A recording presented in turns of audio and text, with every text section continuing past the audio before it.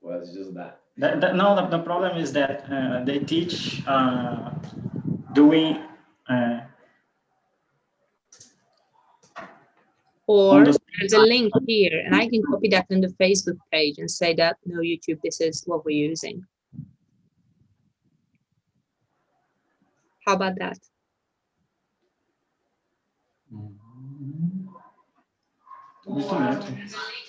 No, I think it's good now. I hear them. Can you?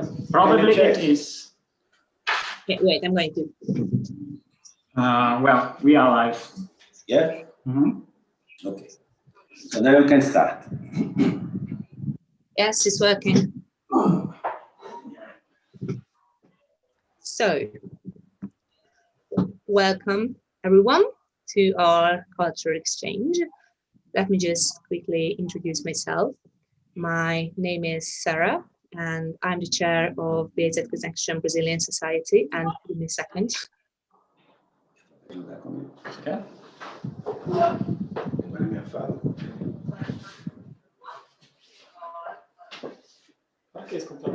Here we are. Sorry, so I'm Sarah. I'm the chair of BHZ Connection Brazilian Society, and I got involved with the society and the organization last April, and I'm part of that ever since. Yeah, it started off with me having too much free time during lockdown and wanting to do something meaningful during it. And I met William, and I knew about the organization already. I study history and Portuguese, and I already had plans to go to Belo Horizonte and work there with them. But since this online opportunity opened up, I immediately knew I need to secure an opportunity with them. So yeah, I've been teaching since September, I think, yeah. And then I started taking on this new role, which is a combined role that we are organizing these sorts of events for students and for people outside of the university as well. And also keeping together everyone who's involved in fundraising and recruiting. So it's really interesting. Let me introduce you William, who is the founder of BHZ Connection. So William, tell us a bit about it. When did you found it? Why? How was the story behind it? Okay, thank you, Sarah. Hello, everyone. It's a pleasure to be, here and talk a little bit more about BHZ Connection. It's not about me, but it's about the work we all have been engaging, in pro of kids and young people. Yeah, so I used to live in Europe between Holland, France, and the last one was England for over 15, 16 years. So in 2009, then we start to draft the project, the idea, because since when I went to England, or since I went to Europe, I had already this idea to one day come back and start this project in my hometown, Belo Horizonte, Southeast Brazil. So, and then in 2009, we start to, planning the coming back. Yeah. But of course, like I came back to Brazil in 2009, but just to tell the other organization, because the idea wasn't creating a non-profit organization. The idea was just like work as a link, make the bridge between people in Europe and people in Brazil. But they didn't understand very much. So I had to go back and rewrite. And I remember once I was on Oxford Road, opposite the university, talked to my friend, my student friend, Sebastian. So we sat there and we was thinking about the name. We said, okay, I know we have to be BHZ, and then we don't know because they were connecting people, So, and then we say, okay, let's do BHZ, Belo Horizonte, BHZ Connection, Conexão Belo Horizonte, because the idea was to connect with the world and inspire people and tell people the idea was a volunteer work, working in the benefit of each other. So then was the idea, born the idea, and we come back, and then I come back in 2010, and then we set up the BHZ Connection as a real organization. So we had to fund, we had to, do some paperwork, and then we start to legally doing this kind of work. So, and then we had to go through a lot of paperwork, like the government, they requires a lot of paper, like you have to have a license to work with kids, you have to be legal to work with kids, you have to have a kind of it's a permission, but they give is not other names, but at the end it's a permission to be working as a social work, to be working with kids, and which involve like some sport activities, cultural activities. So then we start to register the organization in different places, like linking with different departments in the government, which is cultural, because the idea was to work with education, cultural activities, and social development. So then we say, okay, BHZ connection, culture, education, culture, and social development. So and then we start to mobilize the community and tell the community what was the main aim, which is support the kids and young people, to get a better education, qualified education. So and then we start to gather, spread out the words and tell everyone about what we was starting to do. So and then since 2011, and then we start to receive in the community of Veracruz, in Belo, different university students, volunteers from different university. So then I remember Leeds University came, we came Leeds Metropolitan University, Nottingham University, Manchester University, and apart that, a lot of friends, people who met me through, the time I used to live in England and in Holland, France. So people start to visit the project. So then 2011 was successful. Then the community saw, oh, what's those people, what they are doing here? Oh, no, that is the project. We have been talking, saying we was about to start. So it's about the cultural exchange, bring people from outside Brazil to teach the kids language, teach the kids skills. So then the community start to, have a clear idea of what we was aimed to do.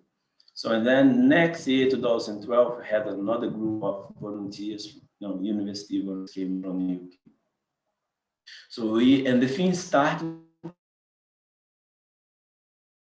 to, we say,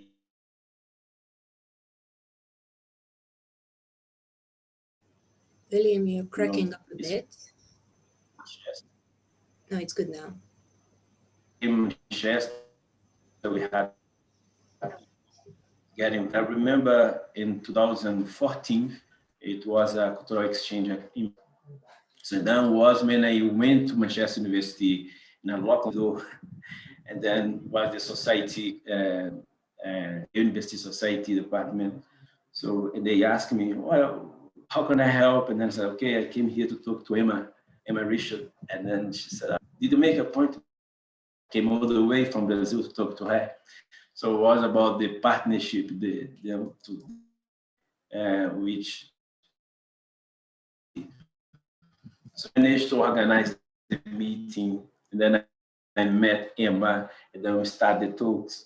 So I told Emma the idea to like of the university program, because our work, is based on the volunteer work.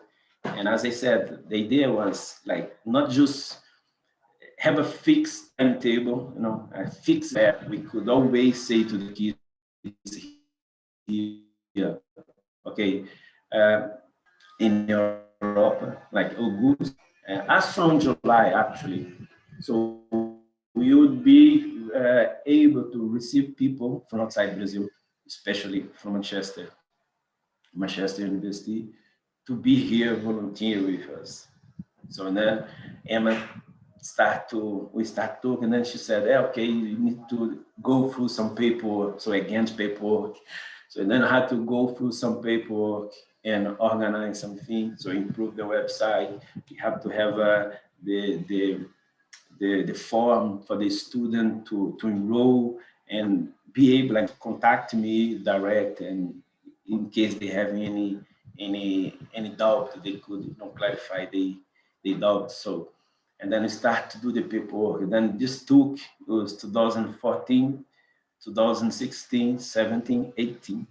And then when it was January 2019, so we managed to finalize this partnership. Well, we start the partnership actually. It was able to be part of the Trust Partner program at Manchester University. So then in year 2019, it was the Frontier Justice Fair. So then the university had this event, annual event. So in October, and then we managed to go and have our stand there in the event. And that was when I met Sarah for the first time, actually. So while I was there, she came and asked, well, what is this? And then we explained, oh, this is a Brazilian organization which, makes to work with education with kids. So she was interested. But it's funny because we didn't know how the things would link those, because what happened is the class here used to be face-to-face. But because of the COVID-19, so we had to,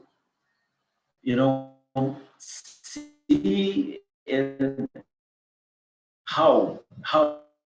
So then the partnership fit with the situation, because I talked to Ms. Ireland, okay, let's do the class and then online. So we start the class on WhatsApp with this. Not everyone has internet at home. No, not every single kid they have a smartphone or a computer at home. So that was the challenge as well. But then we managed to get some way. Sometimes like the kids, according to the COVID-19, protection. So you had to say, okay, maybe 2 kids can come to my house having class, and then another hour came another 2, and that was happening. Then we start to developing this, and then I told Anne about the online class, and then she started to promote this. She started to promote this on for the student on the whole page. So then, like straight away, we had a lot of students, requiring want to take part of the program, and then we had a successful, enrollment, like straight away since April, and then a lot of students started. And then we start this proper online class with all these volunteers from Manchester University. So we had people, from Monday to Friday, teaching the kids, and from 8 in the morning to 12, and then noon. It was amazing. Like, and then we managed to give them at the end of the course the certificate. So I believe I'm going to stop here because I'm going to take from here, and talk more about what happened from 2020. But yeah, 2019 was, a main point, because it was when we really managed to have this partnership with Manchester University, like it became real. So this did straight away help us, because we didn't know would come this, everyone in the world is going through this critical situation, which is this pandemic we are face, you know, but then we didn't stop. We carried on the work, you know, but thanks God, thanks for the, I think it's everything like we couldn't.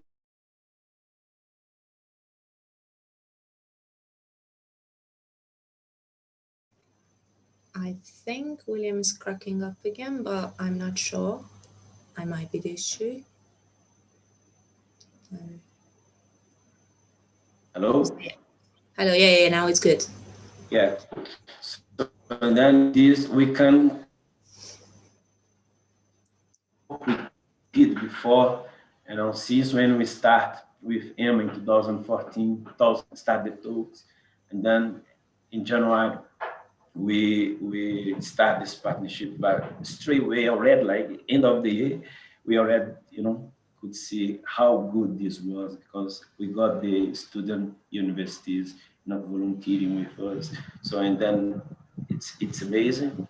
And yeah, it's something like we still have a lot of to do, you know, because when I used to live in England, I knew I would come back, but I started to, you know, create the network. So I started to talk to people in Leeds University. I started to talk to friends about the work we was going to do here in Brazil. And some people in my community, they sometimes they think like, you're crazy, you was living in Europe, you came back here, why? It would be good if you stayed there, you know, the life there is better, blah, blah, blah. I said, okay, I was born in a social project.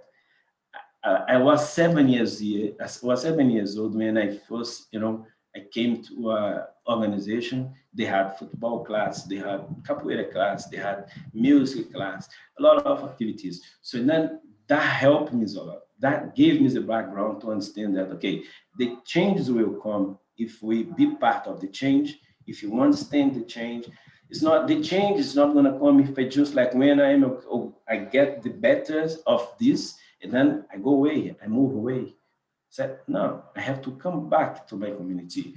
And, you know, even in the future, if I move out, you know, because sometimes they think, oh, I must be living the favela for rest of my life. I don't know. Like me, I don't mind because it's a mission. And then when it's a mission, the mission is more important.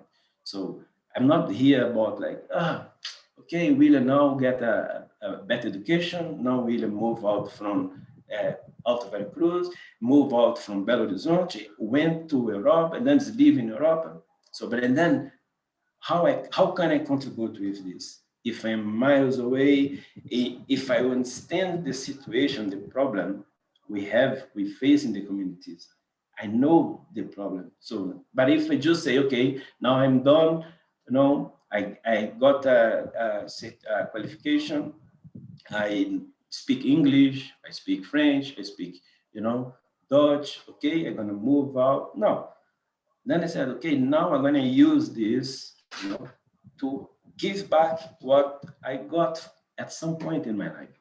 So then we need more people. We need more people to understand that, okay, let's get together.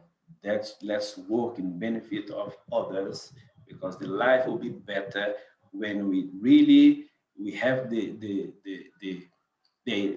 real idea of what is, you know, volunteer work, what is volunteer your time, what is volunteer in benefit of someone.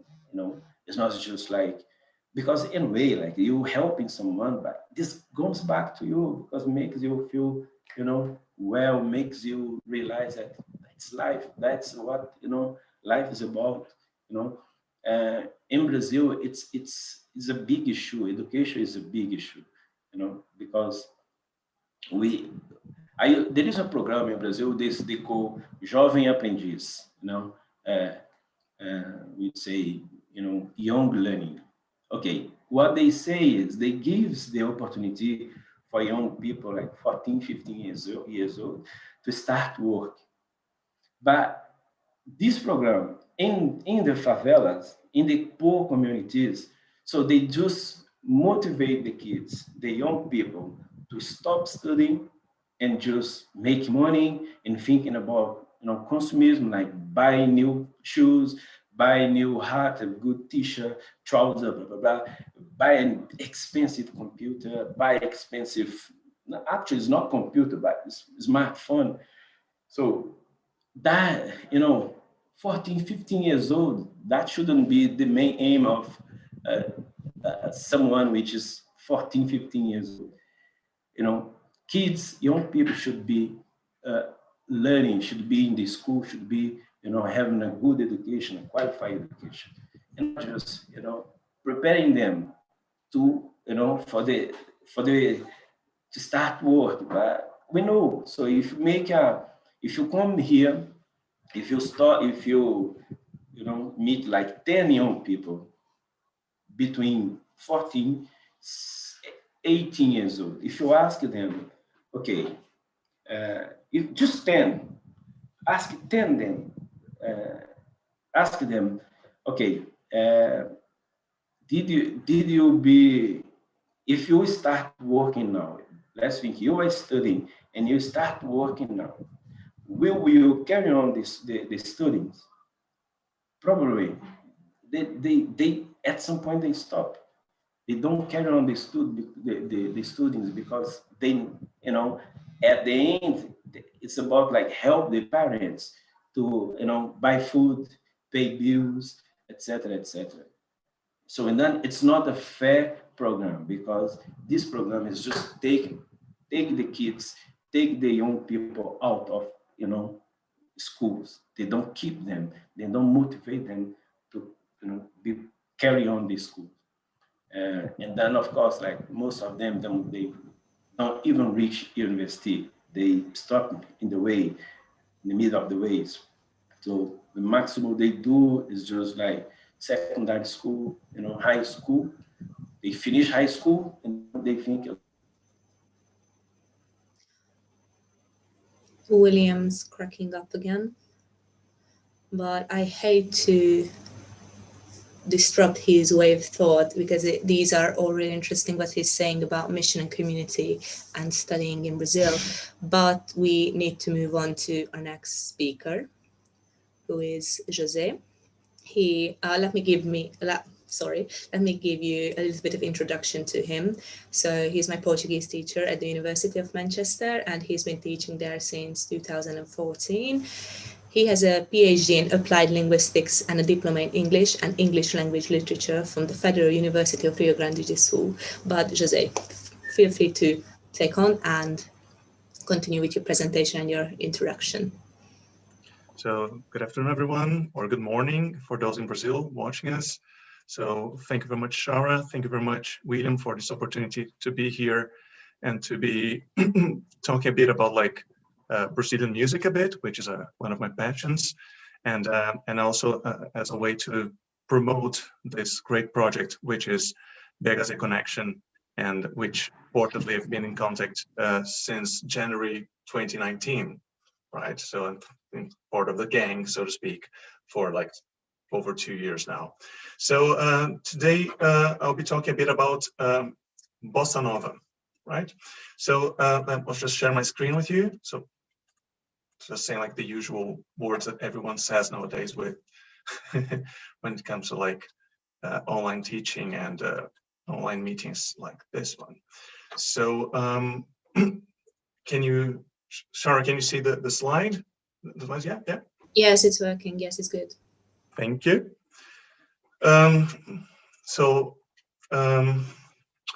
This is a short talk called Bossa Nova, a new trend in Brazilian music.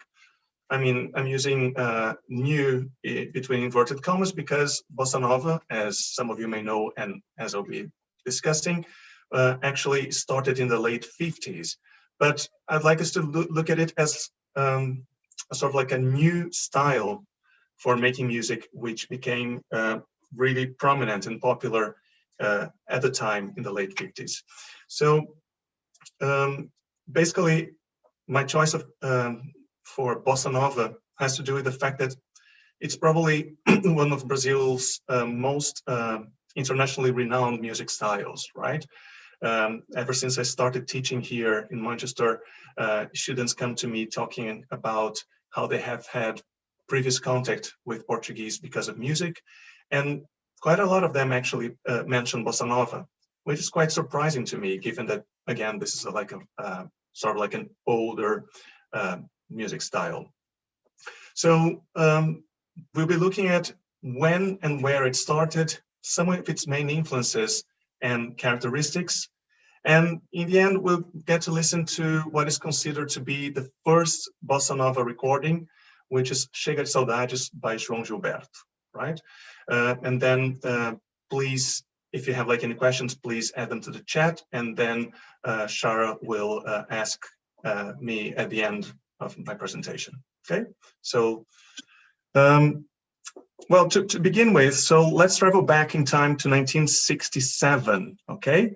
And let's watch this short video here.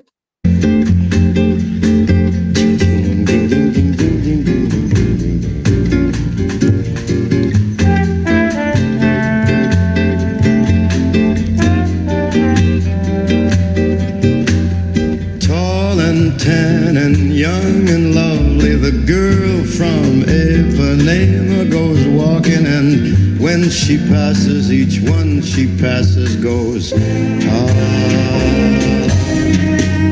moça do corpo dourado, do sol de Ipanema, o seu balançado é mais que um poema, é a coisa mais linda que eu já vi passar.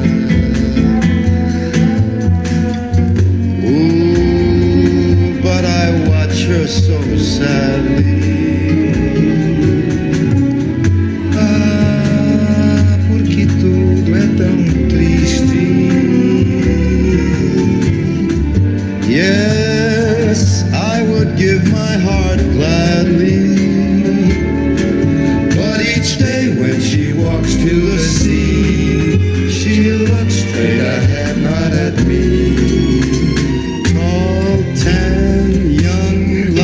The girl from Ipanema goes walking, and when she passes, I smile, but she doesn't see. I mean, she just doesn't see. Nem olha pra mim. She doesn't see me.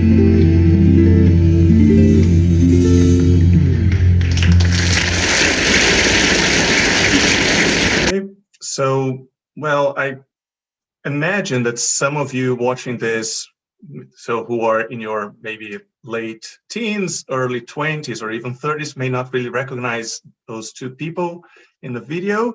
But this is a very iconic, this was a very iconic moment in the history of Brazilian music. And so here on the left, it's Frank Sinatra, so considered one of the greatest American singers, and singing alongside Tom Jobim, considered to be one of the greatest Brazilian singers, songwriters, and composers, right? And they were actually like performing Garota de Ipanema, or The Girl from Ipanema, and which is in fact believed to be the second most recorded song of all time, okay? And Tom Jobim was at that time already household name in Brazil, being one of the great names behind this new music style called Bossa Nova, right? And even though Frank Sinatra was not the first American musician to record Bossa Nova and Jobim songs, so for example, in 1964, Stan Getz, an American saxophone player, recorded a very famous and lauded album along João Gilberto called Getz and Gilberto. This was surely a pinnacle in Jobim's career, and also a pinnacle in the history of Brazilian music, because for the first time, Brazilian music was being associated with one of the greatest stars of American music at the time. And personally for Jobim, singing alongside Frank Sinatra was, again, like a highlight of his career, because Sinatra had been one of his great influences, right? So let's go back a bit further in time, okay? And so in order to understand a bit better where and how Bossa Nova started. So let's go back to Rio de Janeiro in the late 1950s, right? It's important to remember that at that time, and not just at that time, not now, Rio was the capital of Brazil, right? So it was the capital of Brazil until 1960. And it was a very large and cosmopolitan city, right? And the 1950s were a moment of profound change and modernization in the Brazilian society. So at that time, so in 1956, a new president had been elected, Juscelino Kubitschek, with his slogan, 50 anos em 5, 50 years in 5. So it was a time when Brazilian industry prospered, and the car industry was booming. There was the building of large and important motorways all over Brazil. And also it was a time when Brasilia, the new capital city, was being built. So, and at that time, two of the most popular music styles were samba canção and bolero. Bolero is, by bolero I mean like the Latin American music style, which is known for its more dramatic lyrics and a bit of the, let's say, heartbreaking songs. And samba canção was sort of like the Brazilian version of bolero, right? Which had begun in the early 1950s and maybe like even late 40s, right? So in order to get like a better picture of what Rio de Janeiro was like at the time, so let's watch this short video here. Nos anos 50, o Rio era uma cidade cheia de novidades. Ouvia-se muito samba-canção nos bares de Copacabana, comprava-se automóveis modernos, descobria-se a televisão. Os discos long play giravam 33 rotações por minuto. Muito mais veloz girava a vida na cidade. Tudo se renovava na capital do país. O cinema, o teatro, a moda. Até a maneira das pessoas caminhar nas ruas parecia mais leve. Okay, so we get like a glimpse of what Rio de Janeiro was like back then. And there are two important things in this video. The first one is this idea that Brazil was going through this process of modernization. And in a way, Bossa Nova was the musical, let's say, counterpart to this, or musical movement to this change in Brazilian culture, right?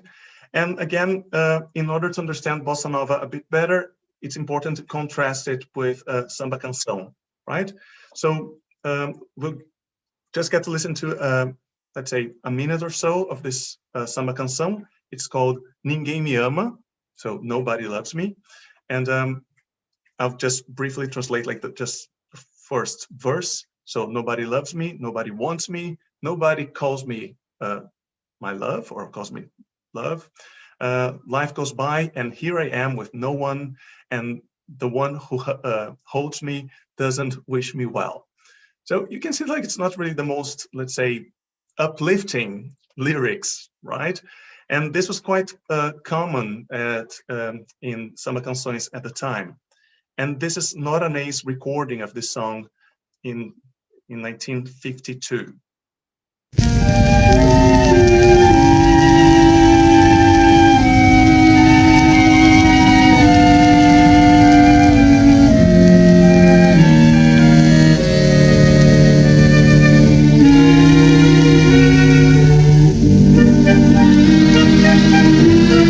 Ninguém me ama, ninguém me quer, ninguém me chama de meu amor. A vida passa e eu sem ninguém, e quem me abraça não me quer bem. Vim pela noite tão longa de fracasso em fracasso,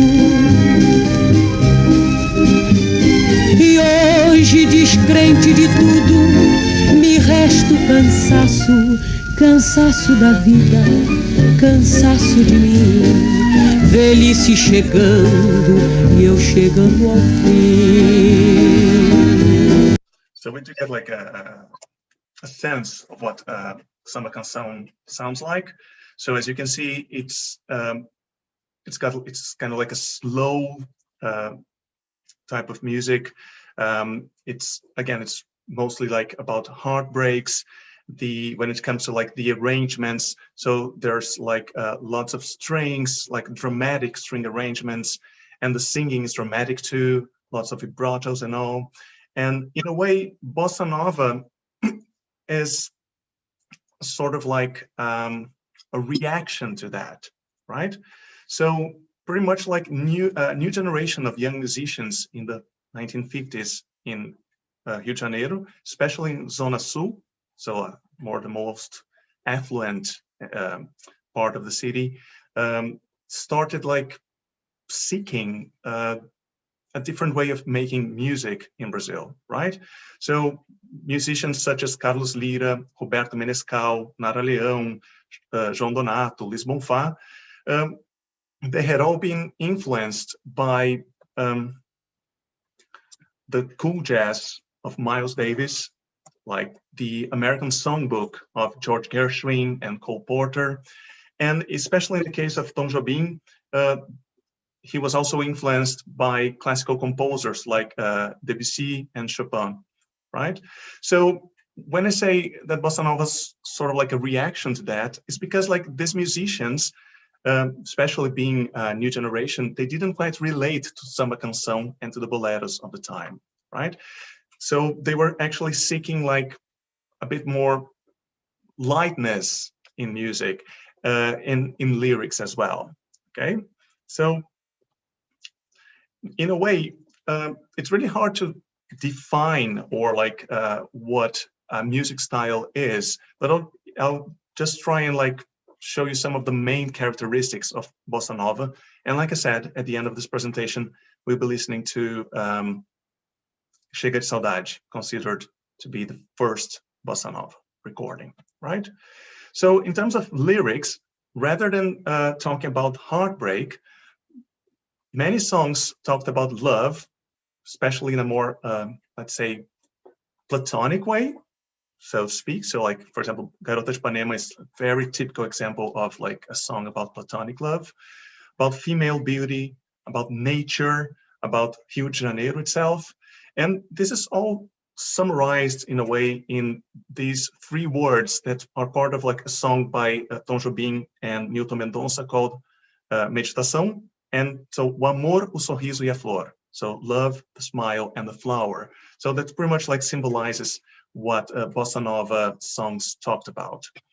And differently from the samba canção and other music styles at the time, so those lyrics had like a more colloquial style, but still like they were highly poetic, and they were often like very light-hearted as well.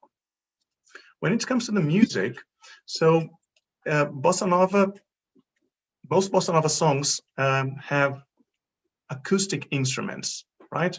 So especially the acoustic guitar. So nowadays, if you ever listen to a jazz recording and there's an acoustic guitar, you could easily associate that with bossa nova, and that being, let's say, influenced by bossa nova. Also, the piano and the double bass and drums. A very strong thing in Brazilian music and in bossa nova is its offbeat rhythm, right? So the syncopation, which got to do mostly with like playing notes that are not on the beat in a song, right? Which gives like this idea of like a more fluidity when it comes to rhythm, okay? And also like sophisticated harmonies. So because of the cool jazz influences, the influences from like George Gershwin and Cole Porter, as I mentioned, so like most songs had lots of dissonances, which made it sound very, I mean, it's got like this very different flavor to it, right? Very important thing to emphasize here is that like even though Bossa Nova was something new and it had like quite a lot of influence from like other music styles and international music styles, at the same time, Bossa Nova was seen as a new way of playing samba, right? So, which one could argue that's like the quintessential Brazilian music style, right? So Bossa Nova is like literally, so like a new beat, a new way, a new trend. That's what it meant. And this is reflected in the lyrics, in the music, as I've just said, but also in the performance, right?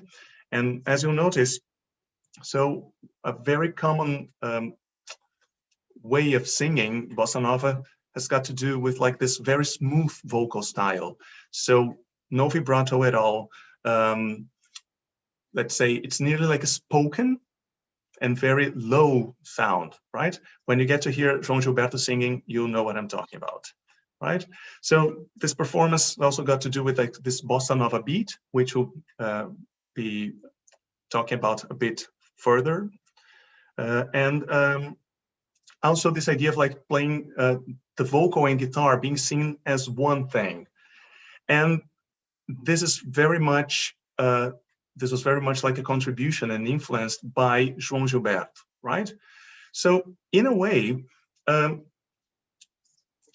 don't mean to disregard like the importance of all other Bossa Nova musicians, right? So there are like even precursors to Tom Jobim, such as Johnny Alfi, and even like, as I mentioned, like Carlos Lira, Roberto Menescal, which are considered great Bossa Nova singers, songwriters.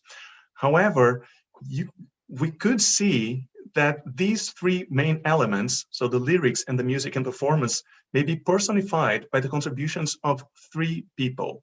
So Tom Jobim, with his very diverse musical background, which was translated into his use of like sophisticated jazzy harmonies, but at the same time being faithful to samba and other Brazilian music styles. So alongside Vinicius de Moraes, so for example, he's the one who wrote the lyrics of Garota de Ipanema, right? So who at the time was a renowned poet turned lyricist, right?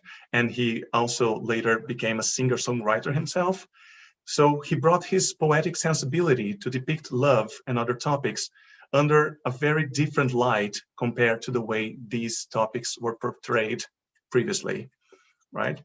And then on top of that, João Gilberto, with his very idiosyncratic approach to singing and guitar playing, which in a way made Bossa Nova the way it is and the way it's sung and played even nowadays, right? So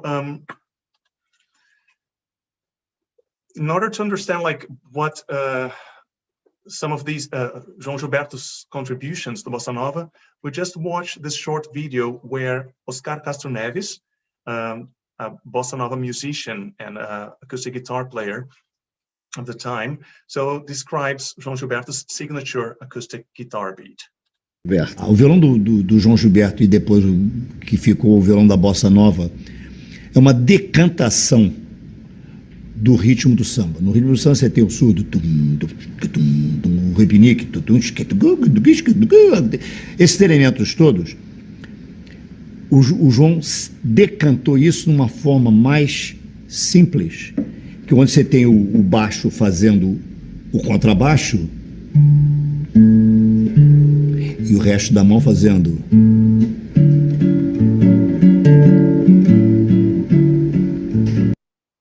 Okay, so and this is the Brazilian bossa, sorry, the Bossa Nova beat, and of course, like there are minor variations to it, but still this is recognized worldwide as Bossa Nova. Okay, so just to wrap things up, so we'll listen to this song called Chega de Saudade. So its title is often translated into English as No More Blues, though the word saudade, as Portuguese language students know, is a very idiomatic one, and it's more about like longing or missing, right?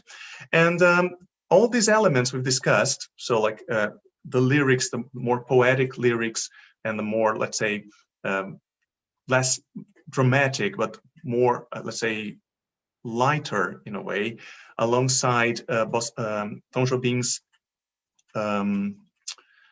approach to melody and harmonies, and João Gilberto's performance can be found in this song, which is considered the very first Bossa Nova recording. So it was originally released in 1958, and then in 1959 it was released in an eponymous album by João Gilberto, with other songs by Tom Jobim and Vinicius de Moraes, like this one, but also by other Bossa Nova singer-songwriters. In a nutshell, Vinicius de Moraes' poetic lyrics here are pretty much like, literally, like asking sadness to travel all the way to his lover, who's away, and ask her to return to him, right? And one interesting thing when it comes to like music and lyrics here, and is that like the first half of the song, which pretty much about like the sense of longing, is in a minor key, which is usually associated with like a more introspective, sadder music. But the second half, starting with Mais se ela voltar, it turns into a major key, which is usually associated with happiness and brightness, right? And I think that's no coincidence at all. So to wrap things up, let's just listen to the song. We've got the lyrics here, and then if you have like any questions, I'll be really pleased to answer them. So let's enjoy Chega de Saudade by Tom Jobim and Vinicius de Moraes, performed and sung by João Gilberto.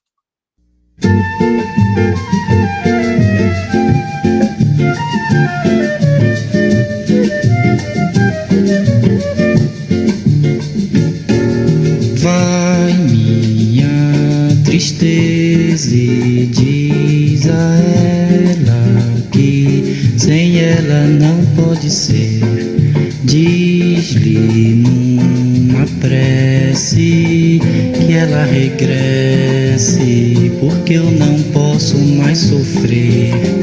Chega de saudade, a realidade é que sem ela não há paz, não há beleza, é só tristeza e a melancolia que não sai de mim, não sai de mim, não sai. Mas se ela voltar, que coisa linda, que coisa louca. Pois há menos peixinhos a nadar no mar do que os beijinhos que eu darei na sua boca. Dentro dos meus braços, os abraços hão de ser milhões de abraços, apertado assim, colado assim, calado assim, abraços e beijos e carinhos sem ter fim, que é pra acabar com esse negócio de viver longe de mim. Não quero mais esse negócio de você viver assim. Vamos deixar desse negócio de você viver sem mim. Não quero mais esse negócio de viver longe. So yeah, that's all I had to say. So just like, hopefully I've managed to give you a taste of what Bossa Nova is like for those who didn't know it, and for those who did know it. So a bit of like the history and the historical background. Thank you very much for your attention. Shara. Thank you, Jose. It was amazing. I'm looking at the chat right now, and there's not really any question, but they are like all how it's really interesting and how they love your presentation. So thank you very much for coming. I do have actually a question. Do you have a favorite song from this genre, or you don't listen to this? So sorry, I didn't get the beginning. So my favorite song of the genre. Favorite song, yeah, from this genre, from Bossa Nova. It's hard to pick one, Shara. I think like so Chega de Saudade is definitely like a very beautiful song, like, but For example, Desafinado by Tom Jobim and Newton Mendonça is also like a great bossa nova song. Samba de uma nota só. On the other hand, like I think like Garota de Ipanema, because it's been like played too much, so it's a bit. I mean, it is beautiful. Don't get me wrong, but I mean, it's not as appealing anymore.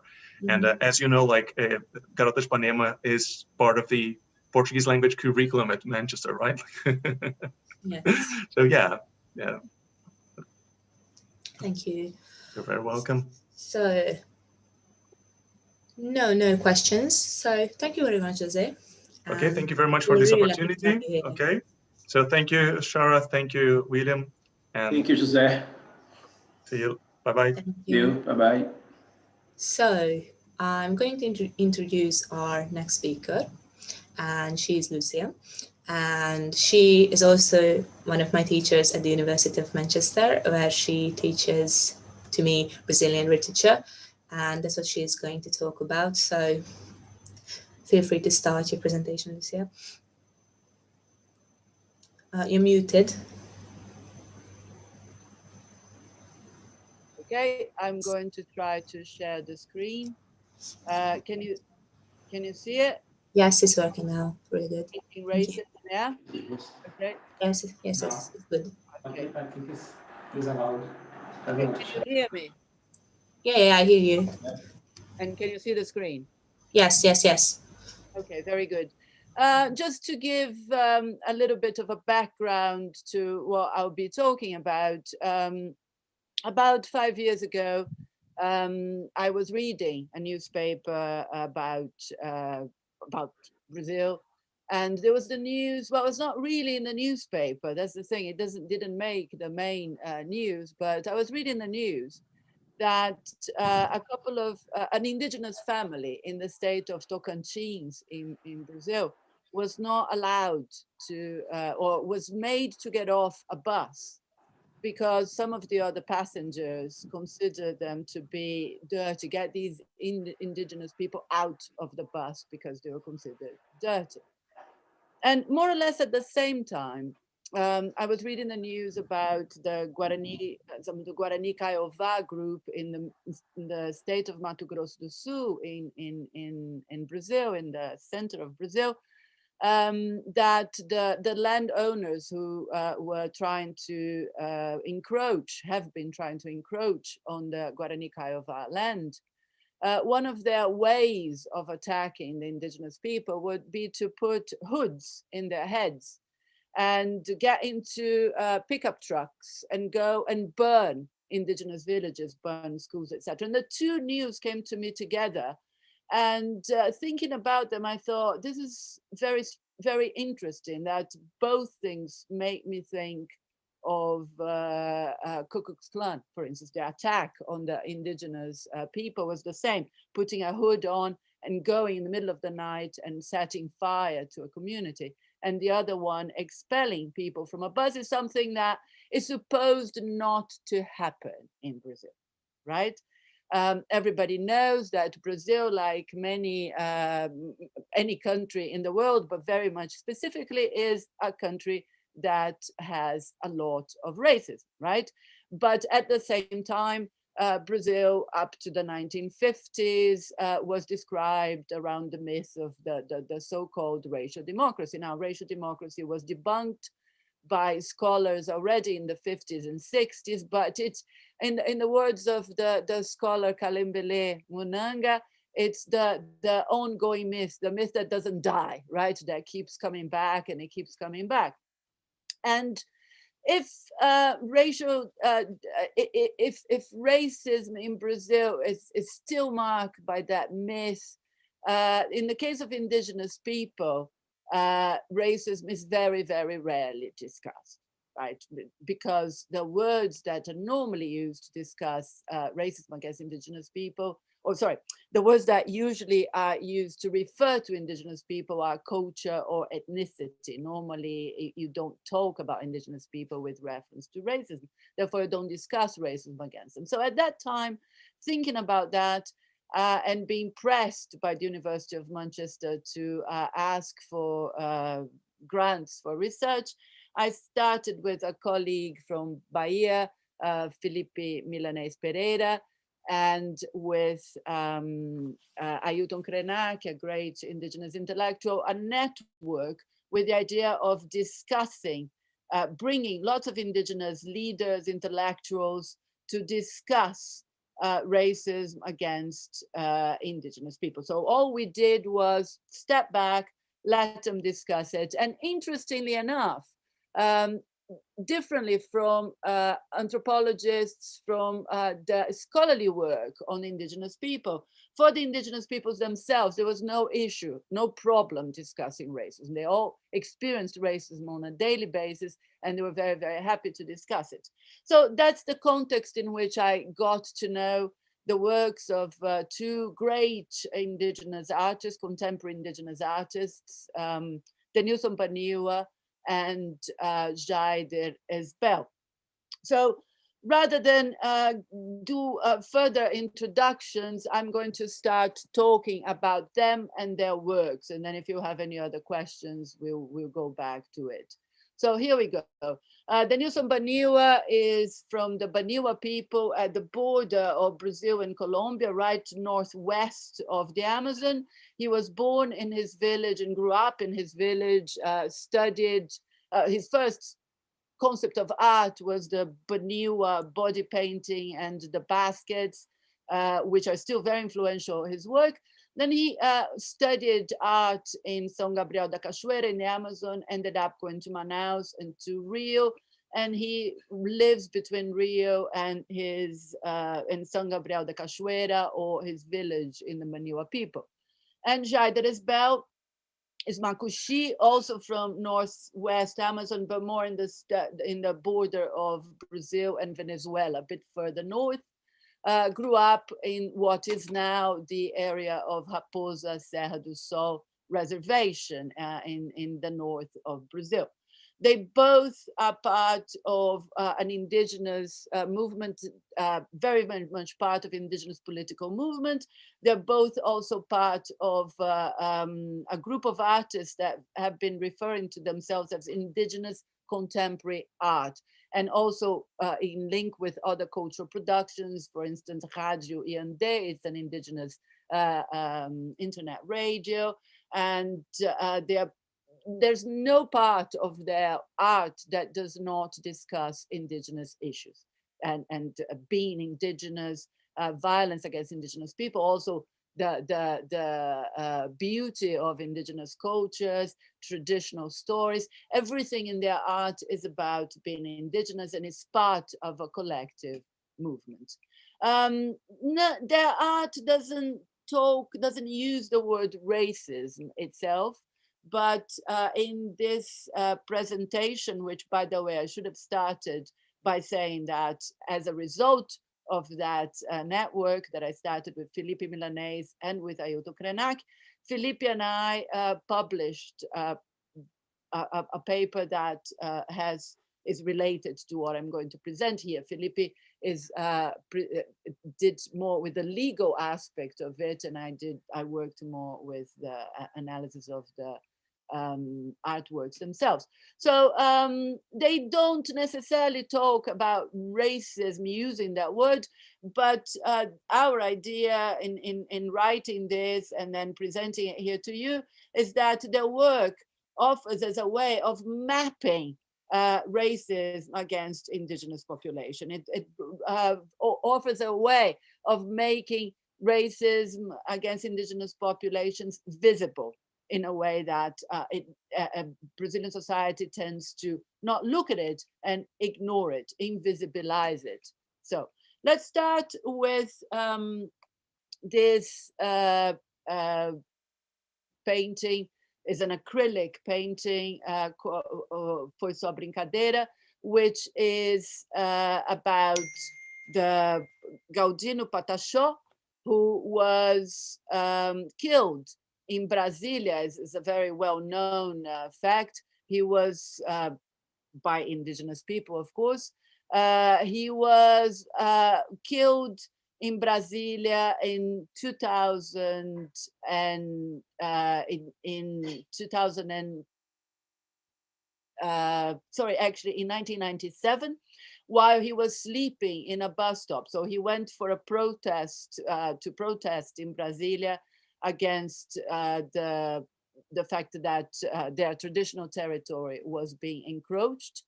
And he was then didn't have a place to sleep that night. He was sleeping on a bus stop, and two upper class teenagers set him on fire, and he was burned to death. And later on, these two teenagers defended themselves by saying foi só brincadeira, meaning it was just a prank. They were sentenced to 14 years in prison, but because of their privileged background, they had a lot of privilege in prison itself. It was not normal prison. They had a lot of perks, and they were also released after only 2 years, which generated a lot of protest from the indigenous peoples themselves. Another painting of the same series depicts the Guarani Nhandeva leader Marcel de Souza. Sorry, but the pictures are not showing. Oh no. Oh dear. I thought you were going down to the document. I can see them. Yeah, so, oh. You might do a new screen share and then choose the pictures. Click on them. Okay, so let me try that. New share. Mm-hmm. And how do I choose the pictures? I mean, I'm clicking on them anyway. Mm-hmm. Can you see them now? Not really, no. Perhaps if you minimize the text document, Lucia. The what? No. If you minimize the text, the document, the text document, it'll appear behind it. No, but I'm, yeah, let me try to, no, sorry. Because what are you seeing? Because you should be seeing, you shouldn't be seeing my text. You should be seeing text. Oh, sorry. No, that's not what you should be seeing. I'm very, okay. It's text up to, can you see? Yes, now, yes. Okay, sorry. Oh my God, you were looking at my text all the time. How yeah. Oh, absolutely embarrassing. Did you see the news of Baniwa? And yeah, now we see it. You can see it now. Yeah, and now we can see it. Oh. So you're looking at my text. How embarrassing. Yeah. So, no, it's all right. Okay. I thought we were supposed to look at that, but it's fine. Thank you. Yeah, okay. So, foi só brincadeira. And then, oh, how embarrassing. And then Tupã, so Marcel Tupã Chucuri, who was assassinated in 1983, and the leader Chicão Chucuru, who was killed in 1998. Both Tupã and Chucuru were assassinated as a result of land conflict with surrounding ranchers, as it was, it's so common actually in Brazil, who refused to accept the indigenous people's rights to their land. Tupã was shot in the mouth, a fact believed to be a symbolic attack on the power of his words, right? The suspects of his killings were taken to trial 10 years after the crime and were acquitted for lack of proofs. In the case of Chucuru, there was never been a trial and the assassins have never been identified. All three portraits are based on photographs that are widely available in the internet. Galdino and Chucuru are color portraits, while Tupã is black and white. And they all follow Western portraiture conventions. You either include the whole torso or focus on the face and shoulders. All three men gaze directly at the viewer. Tupã appears in a defiant position, as you can see there. And in his black and white torso is surrounded by words written in red. I'm a person marked for death, a statement he made not long before his death. He knew he was going to be killed. He tried to warn the police. Nobody did anything. Chucuru's portraits follows the same style. The torso, adorned by a blue feather headdress and a large bead necklace, is surrounded by similar red writing stating, "You must understand and be aware of the fact that I'm being threatened." The writing in both portraits appeared hurried and unfinished, resembling perhaps graffiti, or even more appropriately, words written in blood on a wall or a mirror. Differently from the writing on Gaudino's portrait, the words of the assassins written in white, in both cases they're written in red, which could also indicate they were spoken by the indigenous peoples themselves. Thus, adopting a conventional Western genre, Baniwa pays homage to historical leaders who have been ignored by Brazilian history. So this is not part of Brazilian history. But the emphatic and loud presence of writing in all three cases, and the fact that the portraits are based on photographs that are widely available in the internet anyway, so you didn't really need to do the paintings because you can find those photographs on the internet.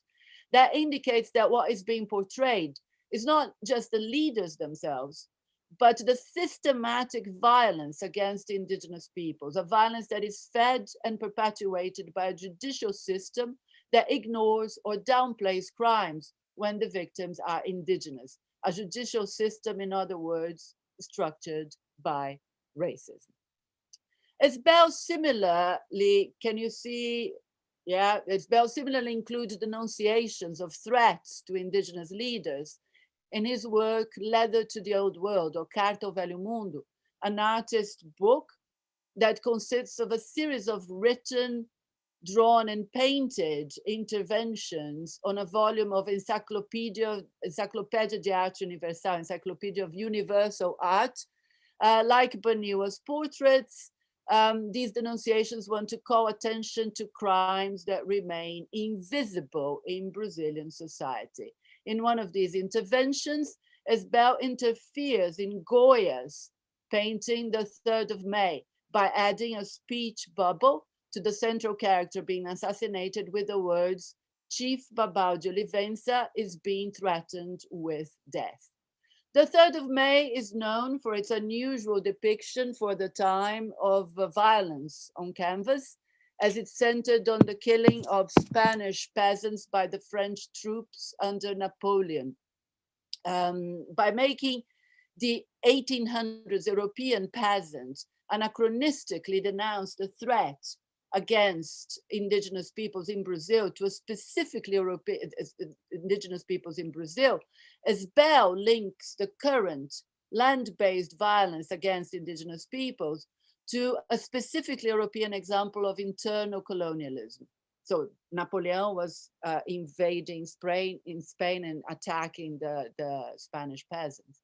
In other words, according to the interventions, victims of colonialist invasion suffer the same time of violence, rather in the 16th century Americas, 19th century Europe, or contemporary Brazil. The use of writing in Baniwa's and Bell's work, and of speech bubbles in the latter, attempts to unsilence words that are systematically silenced and ignored by Brazilian judicial system and society as a whole. The physical threats that indigenous leaders suffer on a daily basis. So the use of writing is very important in that way of unsilencing of the violence that is committed against them. But physical threats and abuse are not the only way in which interpersonal racism against indigenous peoples manifests itself. It can also be found in everyday gestures and attitudes that are perfectly legal and often invisible, except for the victims who are suffering them. Gestures that promote the systematic invisibilization and denial of identity of indigenous people. As activist and politician Sônia Guajajara put it, indigenous persons are often treated as if they are in the wrong place, están no lugar errado, or are not supposed to be there, even though there is no apartheid system in Brazil. Additionally, in her view, racism against indigenous persons has become so naturalized and it's so much part of everyday life in Brazil that sometimes even when non-indigenous Brazilians want to compliment us, she says, they offend us. So sometimes they think they're saying something nice, but they're not. That is the case of the conventional Dia do Índio celebrations in Brazilian schools, which was established by Getúlio Vargas in 1943. So you have a celebration every day, and it's supposed to be a celebration of indigenous cultures and their legacy. In most cases, however, misinformed teachers and pupils end up promoting stereotypes of indigeneity that are profoundly offensive to indigenous people. But newest digital artwork, Dia do Índio, plays humorously with such stereotypes. Two young indigenous children, both wearing traditional face decorations and school uniform, non-traditional school uniform, patterned with traditional native graphism, appear to be praying. Next to them, we read a parody of the Lord's Prayer. Our Father who art in heaven, on this 19th of April, deliver us from teachers who decorate their students with colored marker pens. Deliver us from schools who place paper native headdresses on their children. Our Father who art in heaven, don't let the teachers teach the children that the Day of the Indian is a celebration of the original people of this land. Keep away from us those who repeat the words Indian, Oca, tribe, savage, purity, and exotic. Keep away from us the boo, boo, boo made with the hand around the mouth. Our Lord, forgive those who, for lack of knowledge, turn us into a stereotyped image, but deliver them from the lack of knowledge and the prejudice who make them still believe that we are indigenous men and women from 1500. Amen. So not much need to analyze the image because it's quite obvious what it's doing here. This defiance of stereotypes is also the topic of a series of large paintings from Baniwa, in which he portrays indigenous youth making use of technology. In one of them, in this case, a young girl listens to music in an iPod or mobile phone. From her profile, we can see that she's naked, wearing only an indigenous bracelet and face painting. The background of the painting is made of geometric indigenous graphisms. A second painting shows a young boy facing the camera. He's wearing traditional genital covering and holding a computer. The gesture and the shape of the computer are a reference to an iconic photo of Steve Jobs holding the first Apple computer. Next to him, we can see a basket and a maraca. The third portrait shows two indigenous young men wearing shorts or trousers with bead decorations, etc. Each of them holds a filming device which they point to the viewer. Together, the three portraits are an obvious celebration of indigenous use of technology, as well as a homage to contemporary indigenous arts. The filmmakers, for instance, are a reference to indigenous directors, such as Kuikuru filmmaker Takuman Kuikuru. This one looks very much like Takuman. The celebration of indigenous use of technology contradicts one of the most pervasive forms of racism against indigenous people in Brazilian society, which is the belief that any indigenous person who engages with tools, clothing, or habits from non-indigenous modernity stops being indigenous. As the Guarani chief and activist Eunice Queruchu said in a recent interview for our project, she said, when you want to have some structure, some tools, some vehicles from this society, non-indigenous, that come with the life we are living in contemporary days, the denial of rights comes like this. If we have those things, we stop being indigenous. We're not recognized as indigenous anymore. And on the other hand, when we demand that things be accordance with our traditional costumes, beliefs, and our way of organization, the system doesn't accept it. It doesn't allow it because it doesn't recognize it. And so I ask, does it not recognize it, or does it want, in fact, not want to respect it and want to exclude indigenous people? A similar point is made by the historian, indigenous historian Edson Caiapó. It said, so this girl said to me, oh, you're not indigenous anymore because you wear trainers, you wear trousers, you wear a shirt. And I responded that it's a very violent type of racism. And I responded calmly saying, look, I think the colonizers need to have a congress, an international conference to decide whether indigenous people can wear clothes or not. Because when you arrived in the 18th century, you enforced strict laws against the nudity of the native population, laws that criminalize nudity. And now you want to demand that we indigenous people walk around naked. Indeed, the belief that indigenous people cannot dress in Western clothes, consume Western products, or engage in Western technology is based in a racist paradox. Indigenous people are constantly pressurized to modernize, for if they refuse to do it, they are labeled as backward or savages. At the same time, they're accused of being non-Indians if they do adopt some facilities from Western way of life. Indigeneity, according to this view, is a fossilized, unchangeable attribute, defined according to ideas held by the non-Indigenous of what indigenous should be. In other words, primitive, tied to the past, and unable to deal with modern tools. So the Baniwas, the enormous size, they are 2 by 2, these paintings, they celebrate indigeneity in its contemporary time. So indigenous people, these indigenous youth, as we can see, they are characterized by traits that are traditionally associated with indigeneity: the reddish skin, straight dark hair, traditional indigenous attire, and at the same time that they are using technological devices. So Baniwa's paintings celebrate indigeneity in the present, contradicting the racist belief that indigeneity and modern contraptions are mutually exclusive. Another expression of racism against indigenous people that is touched upon by both Belo and Baniwa is religious conversion.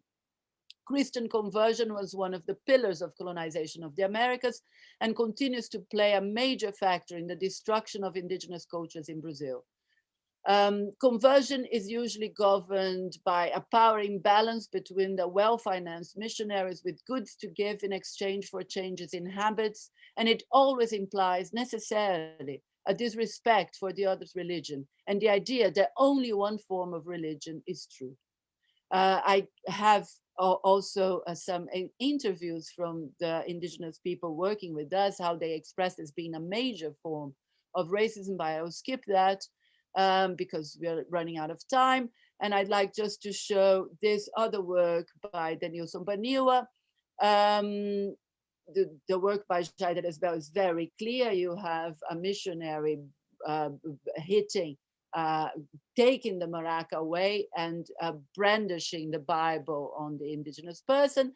In the case of Denilson Baniwa, he uses the Italian expression fede in Dio, which means in Italian faith in God, but he plays with the word indio, fede, indio.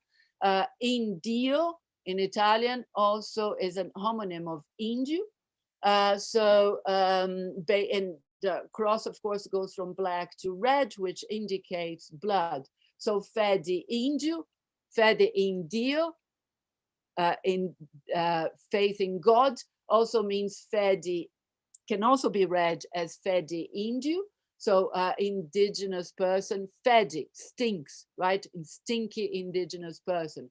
And y por teus pecados, and for your sins, they brought us the cross and took us to the cross. So the sacrifice of indigenous people to religion. And finally, I'll show only one last one and I'll stop, which is also by Denilson Baniwa, and it's a collage that talks about the exotization of indigenous people and the treating them as creatures from the past. As we can see in this photograph, there was another image that dealt also with the appropriation and the disrespect for indigenous knowledge, but I'll stop here because it's becoming a bit too long. So if anybody has any questions, I'll be happy to answer. And I'm so sorry to have shared my screen in the beginning. That was really embarrassing, my other screen. So, okay, here we are. Yeah, no worries. Thank you.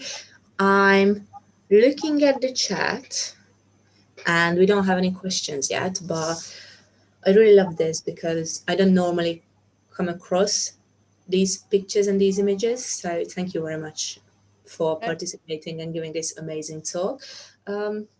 We should give it 1 or 2 minutes to see if any question comes up, because the stream on YouTube is a bit later than we are now, so they're still seeing the screen. So I'll give it 1 or 2 minutes and then we go to Amiro. Okay. Thank you. Thanks, Lucia. Thank you.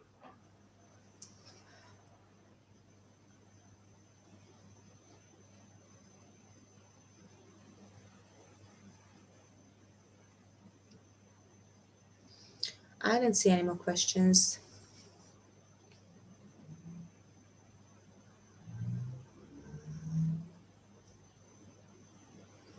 Yeah, the most interesting part for me was the contradiction of modernization and being labeled. So thank you very much, really. And I think we should just go on to the next topic while we're on time. So thank you. Thank you very much. So I'm going to introduce the next speaker. He is Amiro. He is not teaching me currently, but he used to last year when I had Brazilian literature with him last year, right? And yeah, he's going to talk about his research he carried out. So Amiro, please feel free to take over. So hello everybody. Thank you, Sarah, for the invite. What an honor to follow up on those two colleagues, Jose and Lucia, who welcomed me so much and made me so comfortable during my time in Manchester, and Sarah and all the first year students that also made me so welcome teaching them at that semester at the beginning in 2020. What would we think that we would be here now, right? That the world would still be trapped in this almost ludicrous zone of Zoomlandia, as I tend to call it. So I'll try and share my screen, and you tell me if anything goes a bit wary. There we go. Oh no, it's me. Oh yeah. Can you all? Can you see it?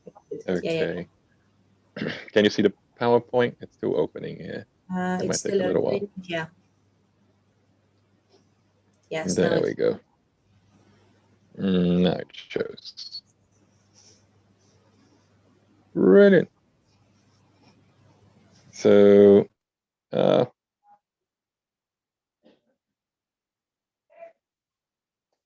let's see how it goes. And I'm sorry if there is a soundtrack to my presentation, but I live in a very lively Black neighborhood in South London, and there is a party going on, I think, and it's someone's birthday in my building, and there is really loud Jamaican music playing, and it's lovely to hear, but if it gets a bit too distracting, just let me know.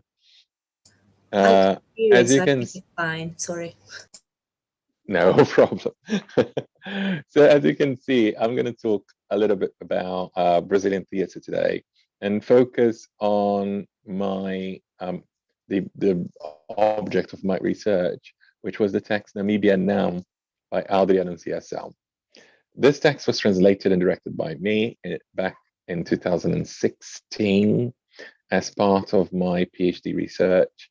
I was funded by the Arts Council fund of research and development projects. And we had the privilege to have a fantastic creative team helping me translate and direct this reading. As you can see, the very first opening of this show was a Tutu's room, which is the South Bank, the center of London, at King's College London, on the 23rd of June, 7 p.m. 2016. I'll leave that date to everybody's mind, especially the British colleagues here with us in the audience, because that is a very important date. to what we're going to be discussing at the end of this presentation. Did it move the slide? Yes, it's Sarah? moved. Fantastic. So first of all, I will present a little bit about the author, Adriano Anunciação. He's born in Salvador, Bahia, where I'm born, where I was born too, and he is a UERJ graduate, the State University of Rio de Janeiro. He is one of the many Baianos in diaspora in Brazil, and that is one of the main parts of my subject area as well, is this idea of the internal diaspora in Brazil. Our colleagues here at BHZ probably should know that there is a repercussion of the myth behind this diaspora, even in the descriptions of the people in Minas Gerais, because they tend to describe people in Minas as baianos cansados, as tired baianos, as if they were too tired under the diaspora down south, going to São Paulo or Rio, that they just settled in Minas. And there are very strong commonalities between the cultures of Bahia and Minas Gerais, of course. But back to Adriano Anunciação, where he is an actor, academic, and theatre theoretician. He's a dramaturg and playwright, which are two very distinct creative functions on a theatre performance. But in Portuguese, those two names are still quite close together. We use the word dramaturgo for both of these functions, being that the dramaturg is the one that does the research and the preparation for the themes of a play, be that our original play, be that a result of a script play out of performance improvisation, or someone who's devising a new play out of their own work, be that in the rehearsal room, be that in workshops with the actors, or be that just workshopping his own writing with actors in several stages of the writing of the whole play. And the playwright is the more common name for the author of the play, is the person that is heavily associated with sitting down and writing the play themselves in a dark room somewhere in front of a typewriter most of the times. Of course, the young ones here probably have more the image of the bright screen of a computer. But those two functions are very much intertwined in Brazil and in contemporary performance. Hence the idea of researching this and how to translate this practice into the text in English. Audrey started off also a fantastic group of authors in Salvador, Bahia, that were releasing their shows as espetáculos de debate. So they were not just plays, they were not just shows, performances, but they were a triggering point to a larger debate. So they would invite audiences to stay from the show and debate what they just had seen and talk through the topics that were explored in the play. And his work often explores themes such as confinement, racial identity, and one's very own sense of belonging, which very much resonates with what Lucia just presented, the idea of being a citizen of the land and not feel like you belong there, feeling this sense of displacement, of estar no lugar errado. So the play itself opened in 2011 in Brazil. It was performed by Adriano Anunciação himself in the role of Antonio, the one with the vest in the two pictures. And the other character, André, was performed by several actors to this date in several iterations of the play, and it was directed by Lázaro Ramos, who you see in the far right picture in the blue shirt. Lázaro is also from Salvador, a Baiano in the diaspora in Rio. He made his career in both theater and cinema, now slowly merging into television. And he was deemed by one of the most popular Brazilian newspapers, O Globo, as Brazil's very own version of Jay-Z, as he is the most popular Black man in culture at the moment.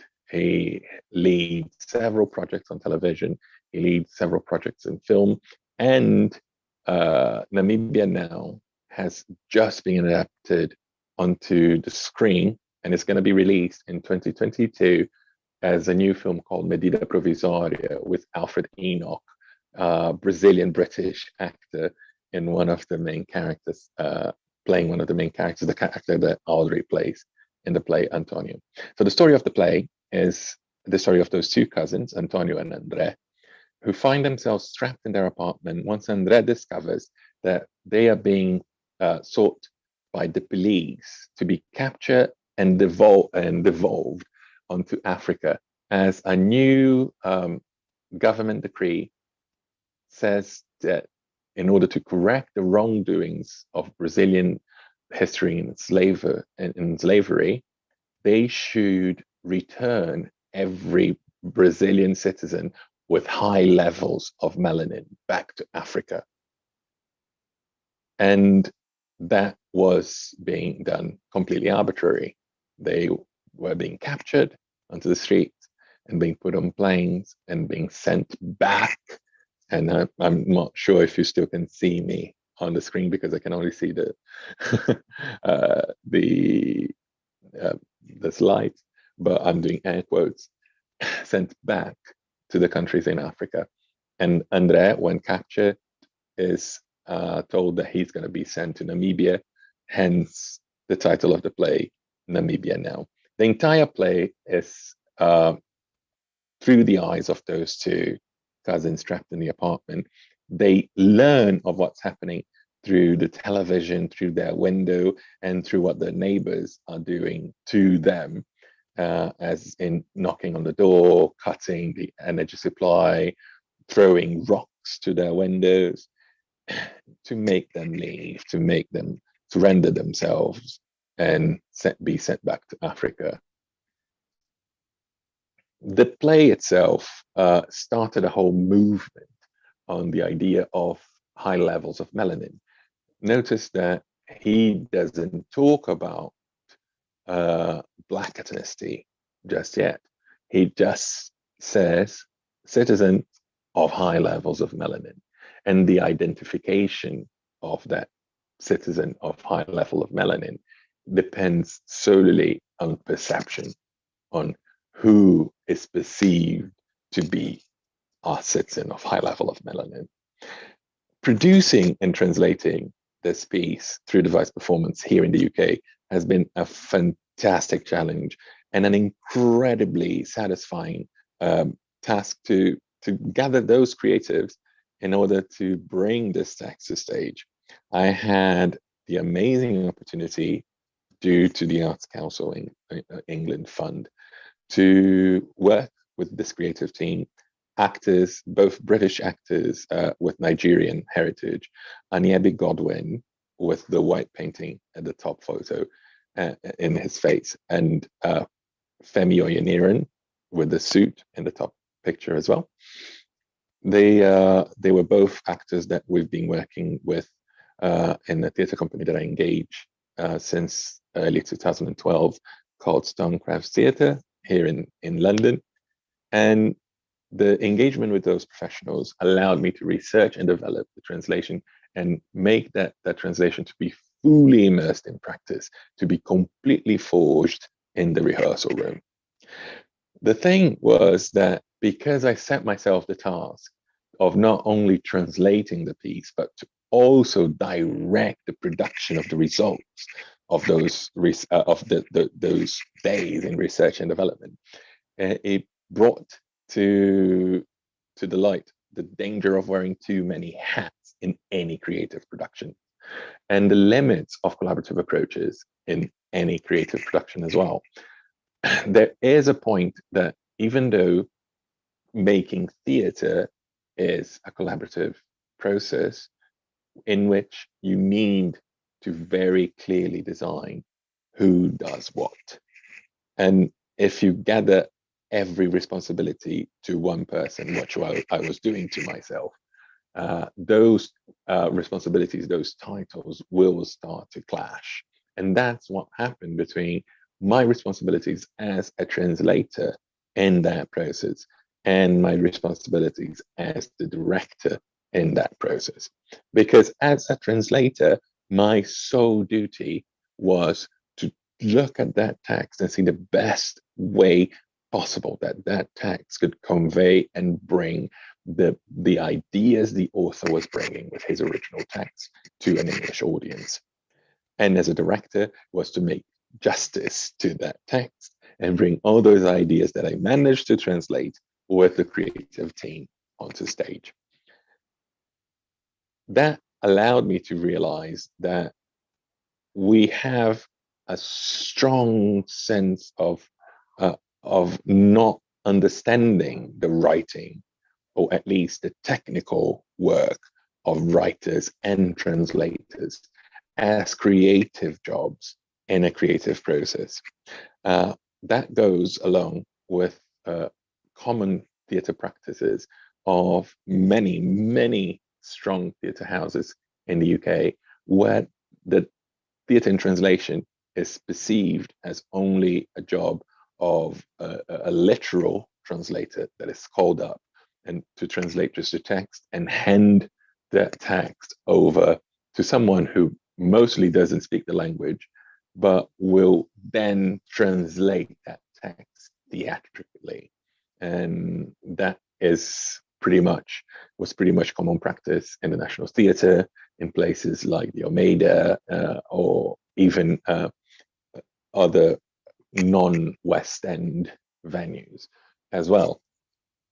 With that, it allowed theatre translators to feel that they didn't belong in the creative process, which is a complete fallacy.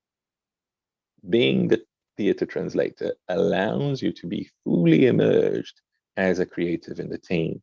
And that was something that I learned very, very harshly in those near 4 weeks to put a full show and translate the play at the same time. So we did magic with the time constraints that we had and with this fantastic team that I had to work with.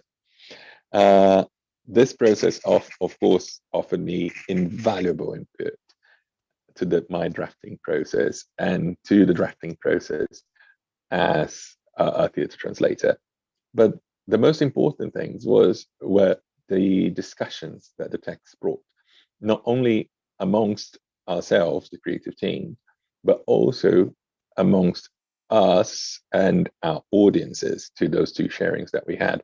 And later on in 2017, we had a third sharing at the Arcola Theatre, which also created a lot of buzz. The themes that were mainly brought up of politics, identity, and the sense of belonging that we thought was the idea of colorism as well, which is strongly related to the very own expression Audrey created in that play of referring to the characters as citizens with high levels of melanin, instead of bringing up the racial identity of those characters, talking about the melanin level as the main characteristic that equalizes everybody and that allows the openness of interpretation of who should be excluded, who should not belong there. And of course, it brings up the sense of someone who's born in a place but feels that they don't belong in the place that they were born, that feels that that place where they live their entire life, the place where they know their identity to belong to, is expelling them, is asking them to leave, which is what the play bring up. And again, we can bring up in numerous parallels to the arts that were exposed by Lucia in her presentation just before mine. And with that text, Audrey created an entire movement in Brazil called Nova Dramaturgia da Melanina Acentuada, so the new dramaturgy of high levels of melanin. He took that to Germany, where he was studying at the time for his master studies as a dramaturg in opera studies, and he was writing. He had just written that play, and he took that play onto Germany. The play had been translated already into German, but had never been performed because, and I quote Audrey on that one, there were never two actors that felt they could perform that play in German. I fail to understand why did that happen, because I do not believe, I cannot believe that in the entire theatrical German community, they didn't have Black actors or actors of high levels of melanin who would identify themselves with the plight of those characters. But I think it was the idea of they not understanding how to bring that story from Brazil to the German context. And that is one of the strongest things that I wanted to make sure my research was doing, is how to make this story travel from Brazil to the UK, to an UK audience, and still convey the same message, and still convey, if not the same message, at least as strong a message, or as strong, open, as strong debate to the members of those audiences, and get them speaking, get them talking about it. So not only about the high levels of melanin and colorism, but the sense of belonging and the idea of not feeling adequate in a place where you should feel adequate, but you should feel at home.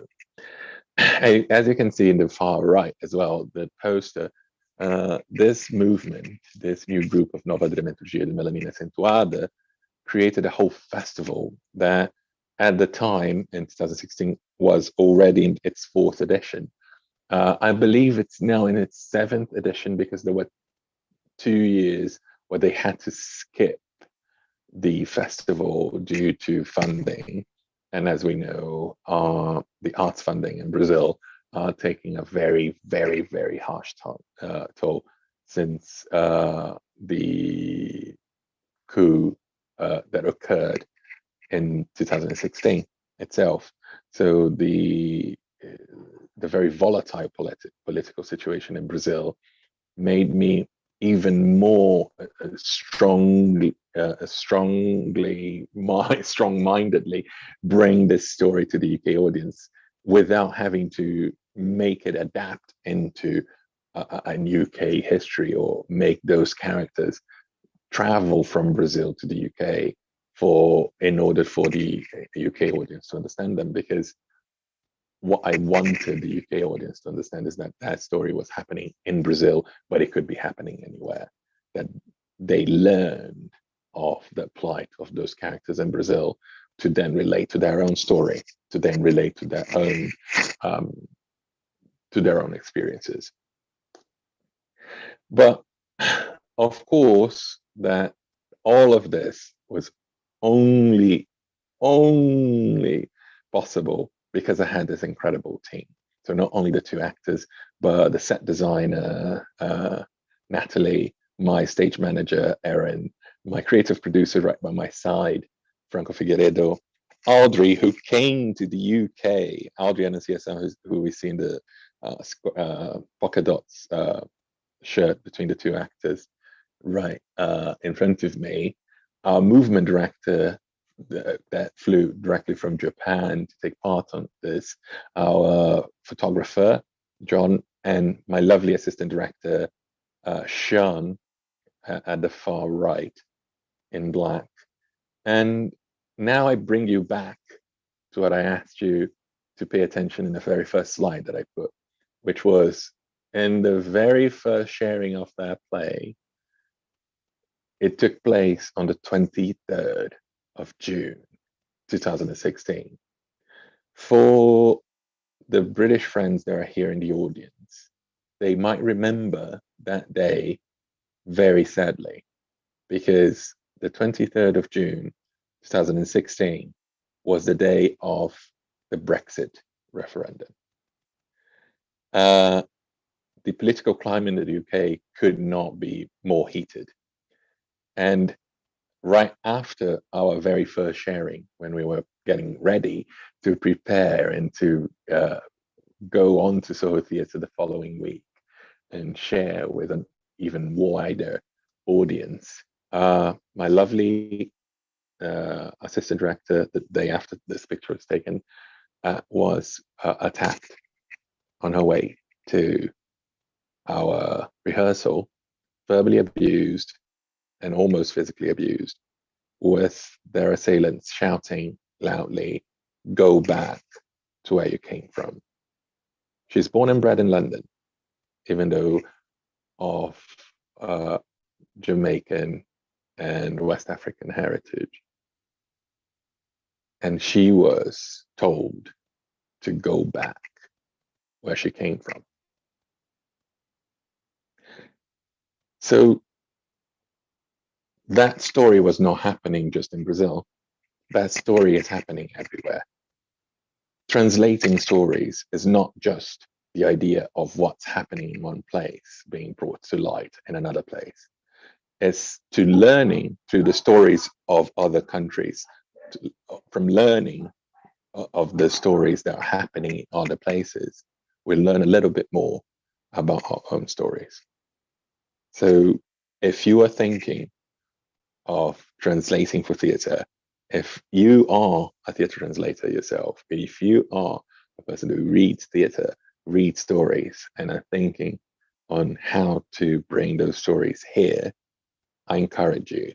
And if Sarah permits, if I have a little bit of time, I just need 2 minutes, I would like to do a quick exercise with our audience.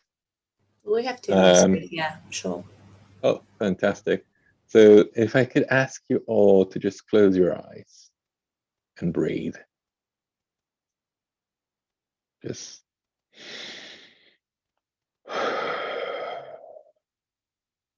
inhale through the nose, exhale through the mouth.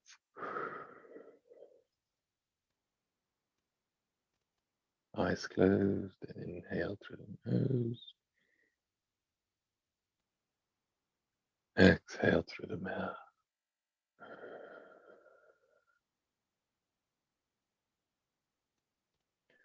And try to zone out from any noise, anything around you. And just clear your mind as much as possible. And as you do that, I want you to think of the very moment in your lives where you felt the most loved. That one very specific moment.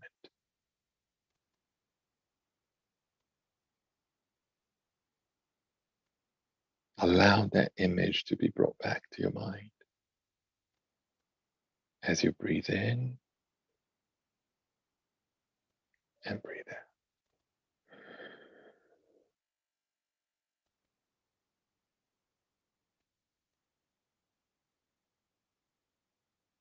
And as you pay attention to this picture, look at yourself, what you're wearing, where were you, who were you with. As you breathe in and breathe out.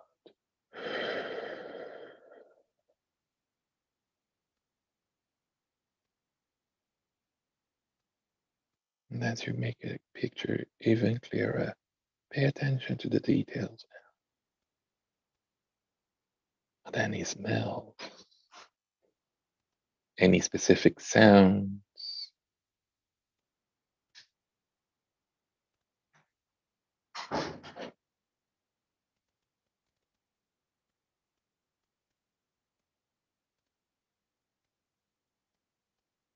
And as you get closer and closer,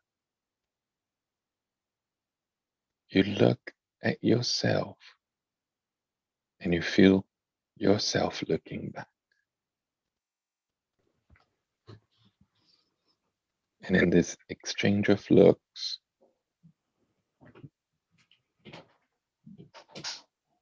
you have just one word to say to each other.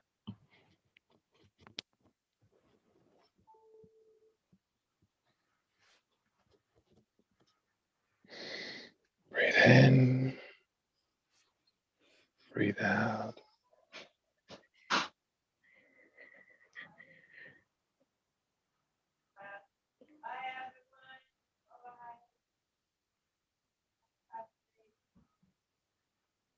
And as you allow yourself to distance yourself from that image, slowly come back to here and breathing, open your eyes.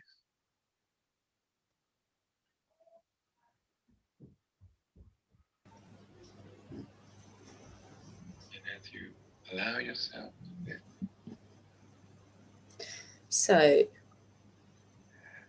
Now that we're all back, all I want to say is you all had the same instructions. You all followed the same text. And yet, each and every one of you went to completely different places. And that's the power of the story we tell. If we allow the stories to be heard, we can make every single person travel with us. So tell your story. Thank you. thank you very much. It was really amazing. And I think your presentation lines really well with the presentation before. So this topic of belonging and labeling groups. So it was amazing. And I'm really sorry about the attack on your colleague. It's, you know, it's really sad, but in a way it's sort of fascinating that this would happen when you were focusing on these sort of issues, actually. So the contemporarity is still there, if you could say it like that. I'm looking at the chat, and we're not seem to have any questions to you. But since we are on schedule, I'm going to ask you to wrap up, and we're going to move to the next topic we're having. So thank you very much for coming. It was amazing, and Thank you. it was a pleasure. Thank you, Amiro. Thank you. Thank you. Bye-bye. So Okay. while we wait for the others to join, I could speak a bit about the society because I didn't really do it in the beginning. So this event, organized by the BHZ Connection Brazilian Society, is both about Brazilian culture, because us as a society at the University of Manchester, we are a Brazilian society, as well as a society for BHZ connection, recruitment and volunteering. So this 2 hours, approximately 1.5, was about Brazilian culture and how we celebrate it. And yeah, I really enjoyed all the talks. I hope you too. And now we're going to move to a different topic with volunteers from BHZ Connection or people who used to volunteer. And then we're going to have a mock class to see how exactly BHZ Connection functions. So Suman is already here. I think Jasmine will come as well, and Rob too. So Suma is around. Yasmin not yet. yeah. Hello, Suman. Hi. Oh, Robert's coming. Okay.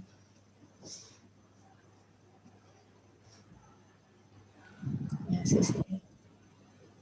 Hello, Robert.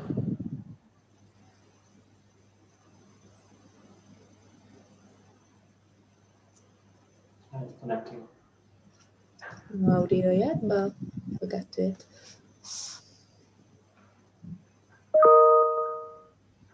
Hi. Hello, can you hear me? Yeah, now it's good. Yeah. So That's good. just a few more words about the society. So we were funded last summer, and we've been organizing different events at the University of Manchester, especially for students, to get them more involved with what we're doing, and then possibly convincing them to start volunteering with us after just joining the society. We had events of cooking and dancing, and then we had a Kahoot quiz night.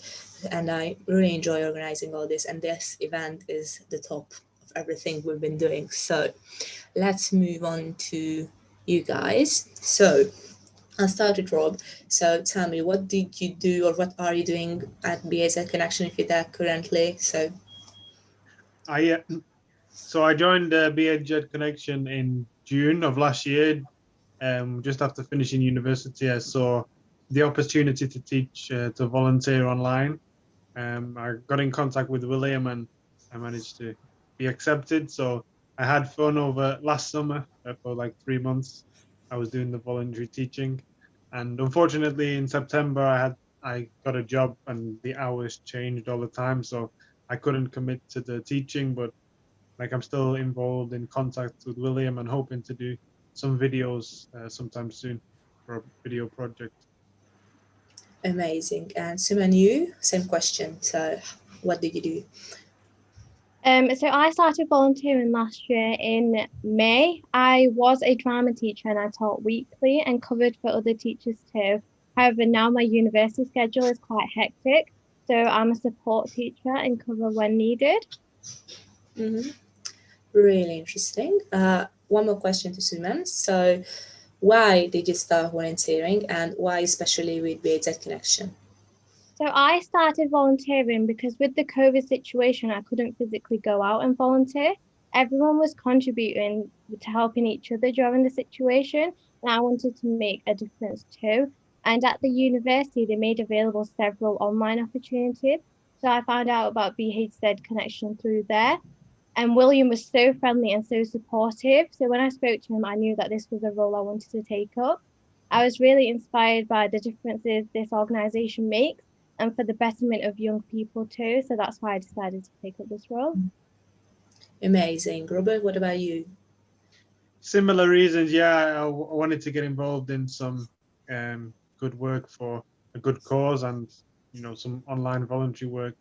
I never really thought about volunteering online before. I never kind of considered it. I just imagined it was in person, but obviously due to the pandemic, it wasn't possible. So yeah, it was just a good cause to help the children learn and improve their English. Amazing. What's your best memory? My best memory, probably the games, the Kahoot quizzes, and because some of the kids, they really make me laugh, so they're really funny. Simon, for you?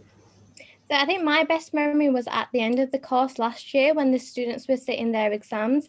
Having watched them develop not only their confidence but their learning abilities was great, and it really gave a purpose to what this organisation really wants, and it's so important for that too. And all the children are so thankful, and it's really heartwarming to make a difference for them. Yeah, that's what I wanted to say, because when I was volunteering, I was really shocked how quickly they learned. So it was like I taught them something 1 week, and then by the next week they already knew it, and it was so fast with them. Yeah. Anything else you would like to share about BHZ Connection? So, do you miss the kids? Probably you do. I do. Honestly, What about the drama, Suman? Yeah, definitely. Getting them to get angry, show all those emotions was hard. But once they were doing it, it was really fun to watch, them engaging. They went from being so monotonous and just reading stuff out to actually expressing. And they could really be good actors in the future if they tried. It's really good to watch them. The transition, it's huge. They went from not knowing to being so capable so quick. Robert did also teach French.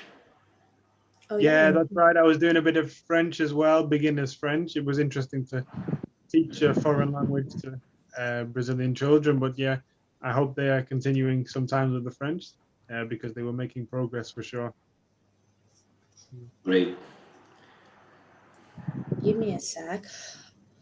I'm thinking that I can invite Jasmine in and the kids so we can start the mock class early so we have the end time for questions from the audience if you have any. What do you think, William? Yeah, go for it. So could you invite the kids in? Yeah, I send them well, in this case, let me just see what I can do.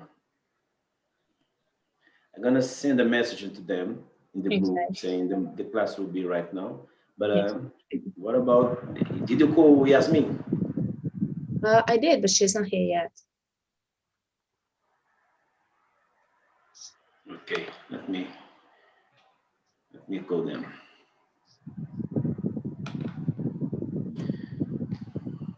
I have a different question. So what do you think you learned through the kids? It's not what you taught them, but like, you know, personally, how did you grow because of doing this volunteering with BHZ? Yeah, for me, it was I really learned how to kind of express myself slowly in English for children, you know, especially the lower levels, because I can't just speak like I am doing now. So it definitely gave me great teaching experiences. I teach English abroad now, and I definitely feel like I benefit from it. Yeah, in Italy, so exactly, and just for a good cause, and also from the kids, just how, you know, they were very positive despite all the, it must be terrible for children now having to just sit in front of a computer all day, you know, because of the lockdowns, but they remain positive and good spirited. Yeah, for me, it was mainly like patience. And when I speak, I don't really think before I speak, or I don't really analyze what I'm going to say. But with them, I had to be a lot more careful not to make any grammatical errors. You make them like unconsciously. So I had to be really careful about that. But one thing they really taught me is like appreciating what you have, just because I have grown up and I've pretty much had everything to be living a comfortable life. And they've taught me to be more appreciative of people who don't, and just seeing them and how thankful and grateful they are for what they have. And it may not be the best that they have, really makes me feel that I should be so much more grateful for what I have too. That's amazing, yeah. I would add that I also learned these things, but personally, oh wait, Jasmine the second. Personally, I could say that you also learn academical skills you need. So for me, in the beginning, I was teaching 6 classes, and time management was a huge part of it, because approximately I prepared for each class half an hour, yeah, or a bit more even. So, and then still doing work, watching all the lectures, doing all the reading. So yeah, that definitely was it. And yeah, communication with the kids. I was in a luckier position though, because I speak Portuguese. So it was a bit easier to reach out to them. Did you pick up anything? I think, Robert, you speak Portuguese, no? I speak Portuguese, but not to a very high level. Like I'm very rusty now. I've kind of forgotten a lot, but yeah, I could communicate with the kids in Portuguese definitely. Well, I probably still And then did you could. pick up any like words or phrases from them? Unfortunately, I can't remember any now, but I may have picked up a couple. Like at the end, if we'd have time, then I would open up and ask them questions and ask them to translate for me in Portuguese. But I learned a lot more about the culture, I'd say, just as making sure that they had general knowledge. So whilst doing that, I also learned a lot about Brazil and the culture and how they grew up and stuff like that.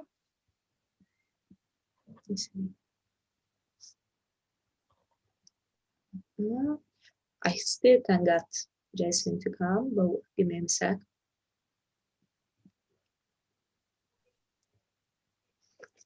She will come and talk about her experience as well if she comes. Yeah.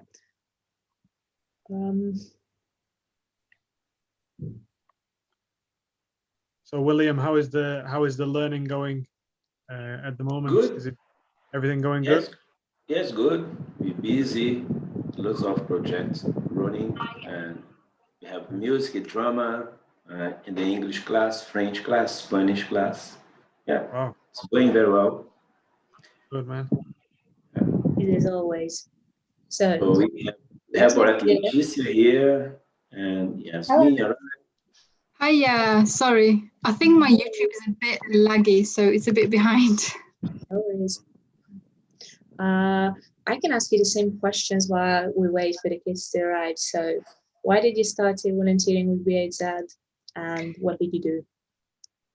Same with Summon, to be honest. I needed to get some volunteering hours in, and I randomly just searched on the University of Manchester Volunteer Hub for online volunteering, because like I said, like someone said, actually, you couldn't go out physically to do anything. And I randomly came across BHC. And to be honest, I thought it was something completely different.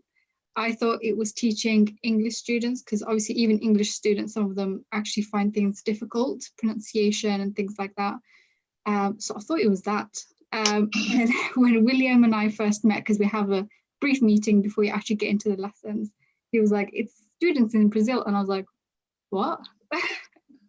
So it was very like different, quite shocking actually, but I was like, well, I'm here now, I might as well just do it. So I teach pronunciation. Never done anything like this before. A lot of Google search, a lot of online classes to actually kind of prepare myself.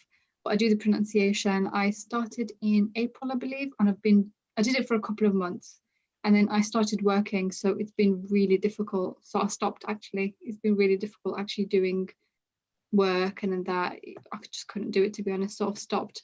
I try to help out where I can with the events as I'm doing today, but that's all I can do at the minute, to be honest. I do want to start teaching again, but it's finding that time between work and then this, unfortunately. It's completely understandable. And what's your best memory?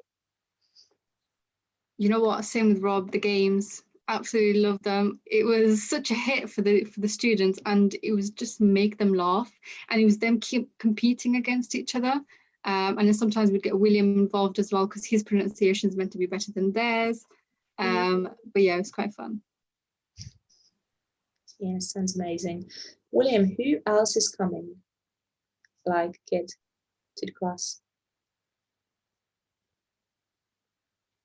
William, you're muted if you're speaking. I don't know.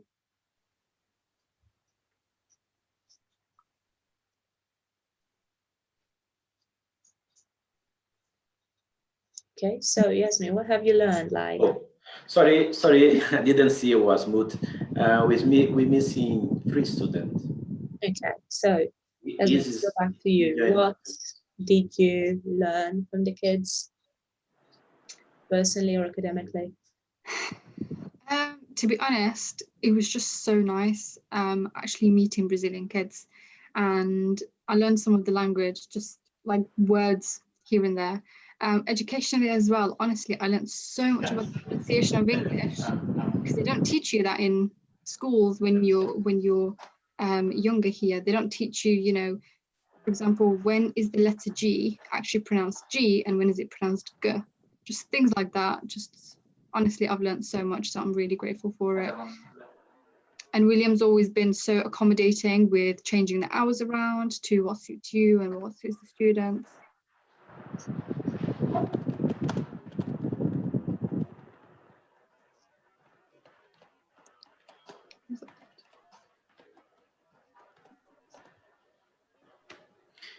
Okay.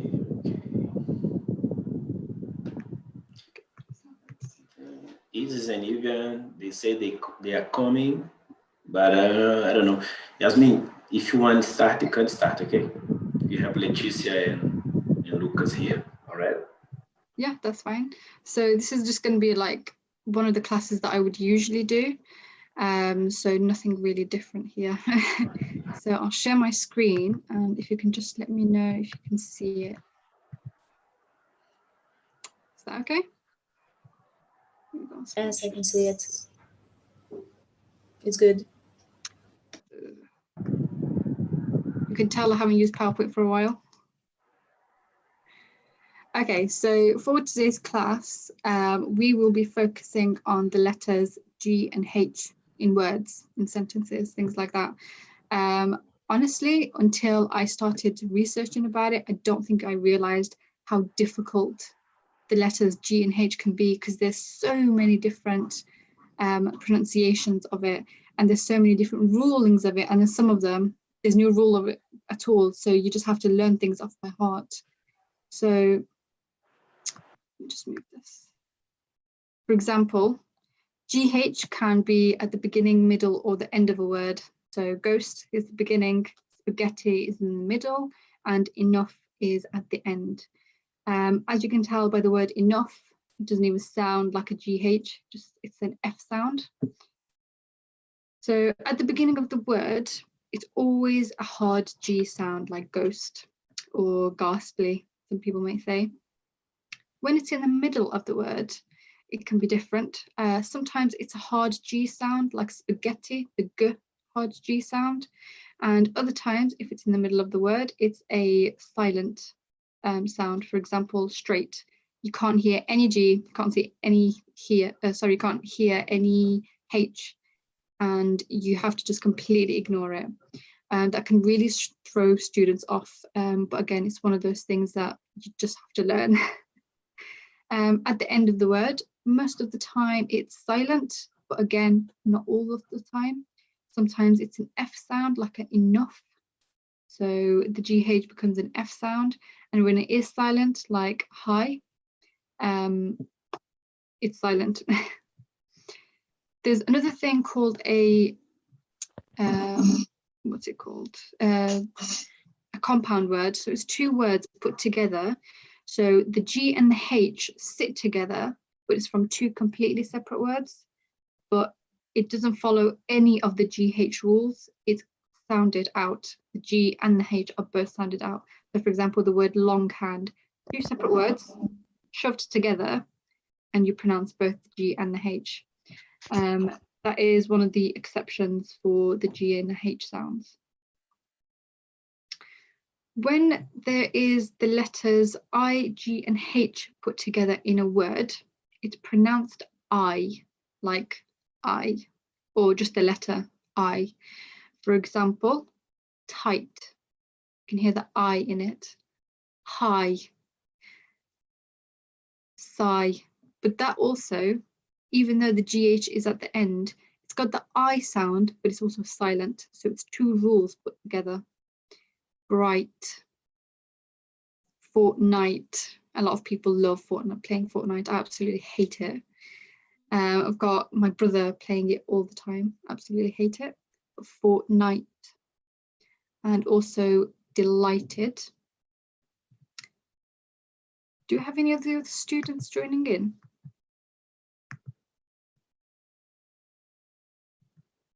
Sorry, just give me a second.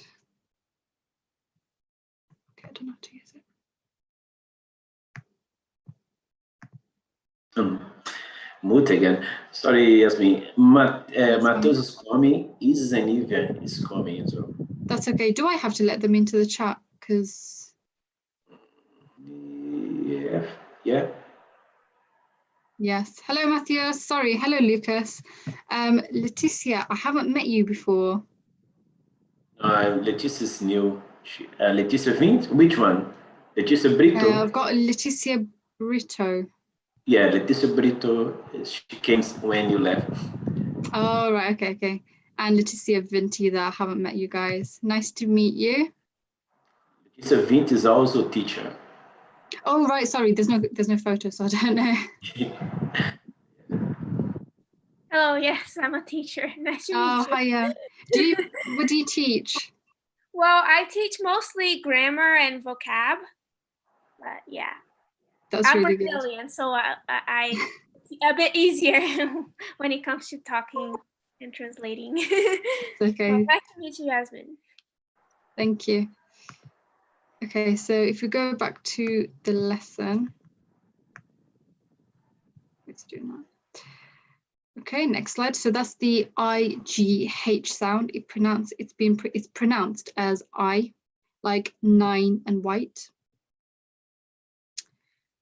The combination of EIGH, completely different. It's pronounced A, like an A sound. So like the words when you say wait and hate, it's that A sound.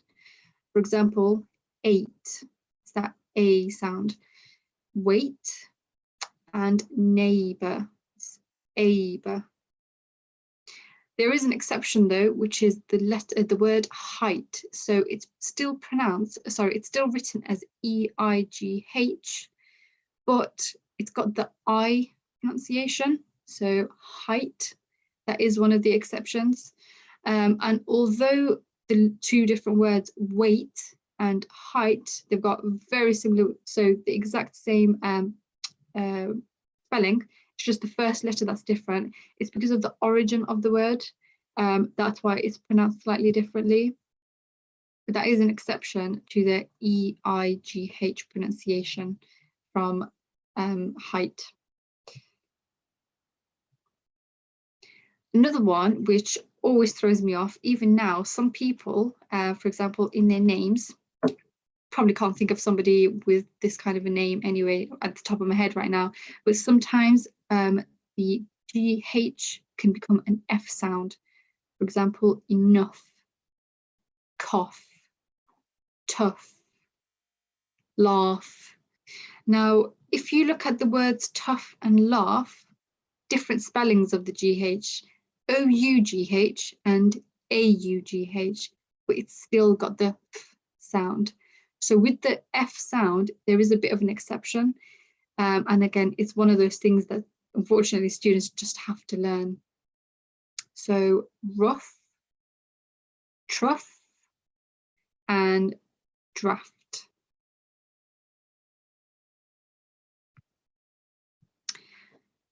Another GH sound is when it's O-U-G-H, and it's pronounced more like an O sound. So like short, for example, thought, that O sound. Thought, brought, fought. One of those kind of more difficult sounds, or sound. And if we go on, yeah, this is the however, there's always an however. There are 7 other ways of pronouncing the different letters of O-U-G-H. So sometimes, most of the time, it's an O sound. Other times it's completely different, and these are the other times. For example, although, though, and the word dough have that soft O sound, very soft, so O, though, dough. Another pronunciation of the O-U-G-H sound is off, so trough and cough.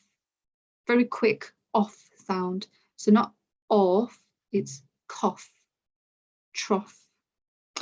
Another one is uff. So it can sound very similar to the off sound, but it's slightly different. It's uff, so enough, tough. The words actually trough and tough can be very hard to distinguish, especially as a native speaker. Trough and tough. I mean, it's one letter difference, but it's completely different pronunciation. And rough, it's that uff sound. Another one is the hard O sound. So again, this is similar to the easy O sound. So for example, thorough, it's that O sound, thorough. Whereas if you compare the word though, it's though and thorough. It's a very sound. Same with borough, that sound. The other one is, again, different. With thorough, actually, thorough, borough, it's that hard sound. But again, if you think about it, the GH, again, it's silent, so it doesn't have that sound either. It's just a combination of different rules, to be honest. But with these exceptions, it is just something that you have to learn. It doesn't actually follow a rule like some of the others do. The other one is through, and it's got that U sound. Now, the word through and the actual other word through, which is the past tense of throw, sounds exactly the same. So unless if you know the sentence and the context of what you're talking about, can be very confusing because it sounds the exact same, just spelled completely different. It's that U sound, through, through. Let me see. Does that make sense, everybody? It's a bit of a difficult one, the G and the H sound. I understand it all, but I don't understand so clearly the U sound. Which sound? U sound. Yeah. The U. Yeah. So you don't understand that one? Yeah, I don't understand so clearly. So the letters O-U-G-H, if you go back, usually the letters O-U-G-H is pronounced or, but so on this slide, so thought, bought, brought, usually the or sound, but these couple are the exceptions. Now, through has an U sound, thorough has an O sound, enough has an UF sound. So these on this slide, it's the ones that you just have to learn off by heart. It doesn't follow a rule. Does that make sense? Yeah, it does make sense. Thanks. It's okay. So these are the exception ones. Now this is similar, but slightly different. So the slides before, it was O-U-G-H. This one is spelled A-U-G-H. However, it's pronounced the same. It's still O sound. Caught, taught, daughter. It's still that O sound, but it's spelled a bit differently. It's A-U-G-H rather than O-U-G-H. Distraught, that O sound. Again, there is an exception, as usual. The exception is the word laughter. It's still spelt A-U-G-H, but it's got a more of a R pronunciation. R. And as well as that, the GH makes a sound. So like this one, laugh, that R sound, and also you've got the F as well. So laughter, that is the exception. Another exception is drafty, that R and then F, drafty. There are exceptions, but usually when you see the word, you will know. I mean, drafty, that's a word that you don't really use commonly, but laughter, you use that commonly. So even as native speakers, when you recognize the word laughter, you'll know straight away. Unfortunately, silent GHs, they're everywhere. That is something, again, that you just have to get used to. They are everywhere.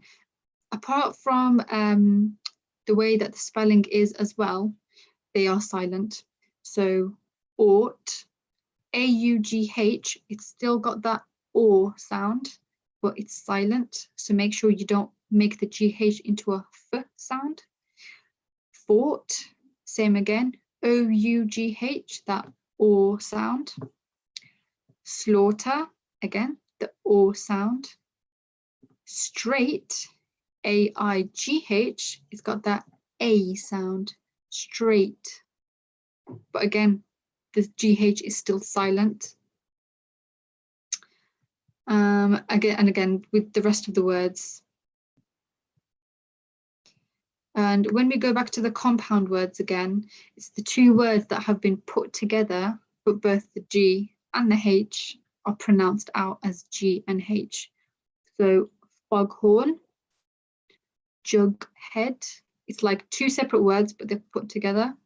Long hand, big-headed, one word, but you pronounce both of the G and the H. And that is something not to get mixed up with the silent G and the H in another word.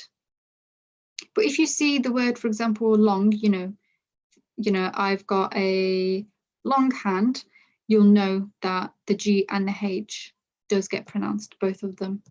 And if you know as well, before the G and the H, there's no AI, there's no OU letters. And that's also an indication as to whether if the G and the H gets pronounced or not.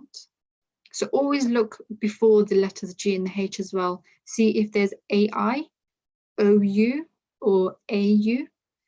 So that's a indication as well. So what time are we on?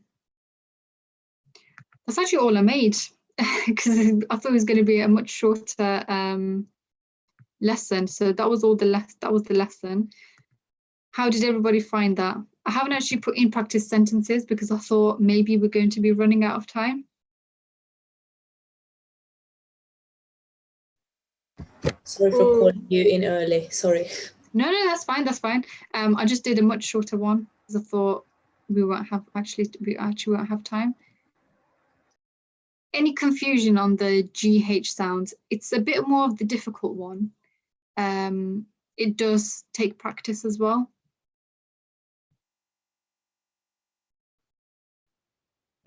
No, I understand, but I don't know if the others understand. Sorry, Matthias, I can't hear you. Oh, sorry. I understand this. I think I will treinar em casa.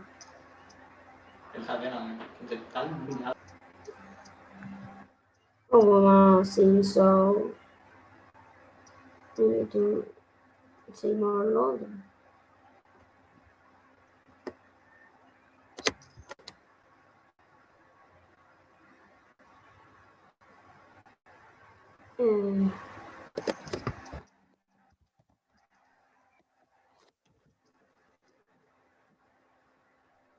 Was that okay for everybody? Any questions? No questions. No questions. Good, good. I'm really sorry, Isis and Hivya and Leticia, both Leticia, oh, well, actually one Leticia, I don't know what level you guys are at. So I just did this one, to be honest. I hope that was okay for everybody. It was really nice seeing you guys. I want to say with BHZ, I absolutely love seeing the kids. Sometimes I want to just have a chat with the kids, but it is quite difficult with their timing, because I'm sure they don't want to be, you know, sitting down with the teacher talking and things like that. But sometimes it is nice to just see them, say hi and things like that. And another thing I would say as well with BHZ, it's so good because I don't know how, you know, other people around the country, around the world are actually doing things with COVID, but with BHZ, it's been such a consistent thing, making sure that these students have these lessons. And I feel like that is absolutely amazing. My own brother, for example, he's in the UK. His teachers hardly do any lessons with him. It's not a continuous thing. And honestly, his education has just gone down the drain, to be honest. But with BHZ, it's been a consistent thing. They still have their holidays, they still have their days off, but it's also made sure that they do have their lessons. And like Sarah said as well, they have improved so much, and it's really good that they've given them this continuous kind of routine to their day. My brother is the complete opposite. I don't know about other people's siblings and things like that, but my brother does not have a routine anymore. He's hardly doing any work or anything like that, and it's really difficult to encourage them as well, because I almost feel as though the teachers aren't encouraged. Even they almost can't be bothered, unfortunately. But yeah, BHZ has given them this continuous kind of lessons, putting it into their daily routines. And I know William is always talking to them and saying to them, you know, you need to come to this lesson, you need to come to that lesson. So it's really, really good. Thanks so much, Yasmin. And yeah, just let me know. We can schedule a conversation class whenever you can. So it's always good. And yeah, that's great. And anyone want to say anything? Sorry, I just wanted to say that, yeah, without William, it would not function, but he is the one holding this all together. So yeah. And it's an amazing project, and that's why we have so many volunteers from the university and so many people interested in this talk. So it's totally worth it. Wait, I wasn't. Yeah, sorry. Yeah, student, any student want to say something? Of course, must be in English, yeah? So you can say, we need more volunteer. Come on, guys, from the university, university society, everyone like, come, join us. We need more help. Okay. I like the English. I'm learning so much in English. Like, I born when I had 5 years old, I think. I was being strengthened. Oh, sorry. My English is not so good. But like when I have 5 years old, I'm being interested in the United States. I like it. Like, oh, this can be so cool. I want to go to the United States, but I never know it English. So I've go to BHZ Connection and I'm improving my English. Like now I know the to be, I know some verbs, I know the pronouns and other things. So the one thing I just say is, yeah, this is a good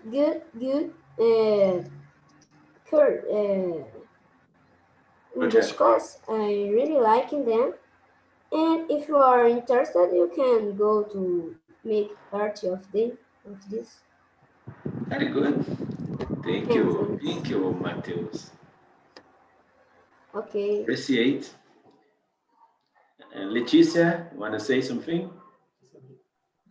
Leticia Brito. Student. Yeah, I want. I would like to thank you for the opportunity to participate in this project, especially for having had the opportunity for teach as well. I love it. By the way, sorry, Leticia, Yasmin and Sarah, we start to take some students to start teach the beginners, the little ones. So then Leticia start to teach the beginners, the little ones. Evie as well. So, you know, we might get some teachers in the future. Yeah. Hopefully, that's good. That's good. It's my dream. Cool. So, yeah. Anything else, Leticia? Mais alguma coisa? Yeah, it is only because I love it so much, this opportunity, because it's so difficult to me to say in English. Sorry, because it was a way to teaching what I learned too. So yeah, thank you so much, BHZ Connection, everyone. Welcome. Lucas, want to say something? Yeah, I want to say I'm very grateful for participating in this project of BHZ Connection, and I forgot what I will say. I'm very nervous. Sorry. You can say in Portuguese with it, and then we translate. No, don't be nervous. You know what? That is part of the learning. You know, because sometimes when you speak in public, you know, that's the pressure to come. But you need this pressure because if you go to England, so You need to talk. If you go to anywhere, they speak English, you need to talk. But you know, here also, you learn how to deal with this pressure. Lucas, Yeah. even I was nervous. I was texting Sarah, I'm nervous.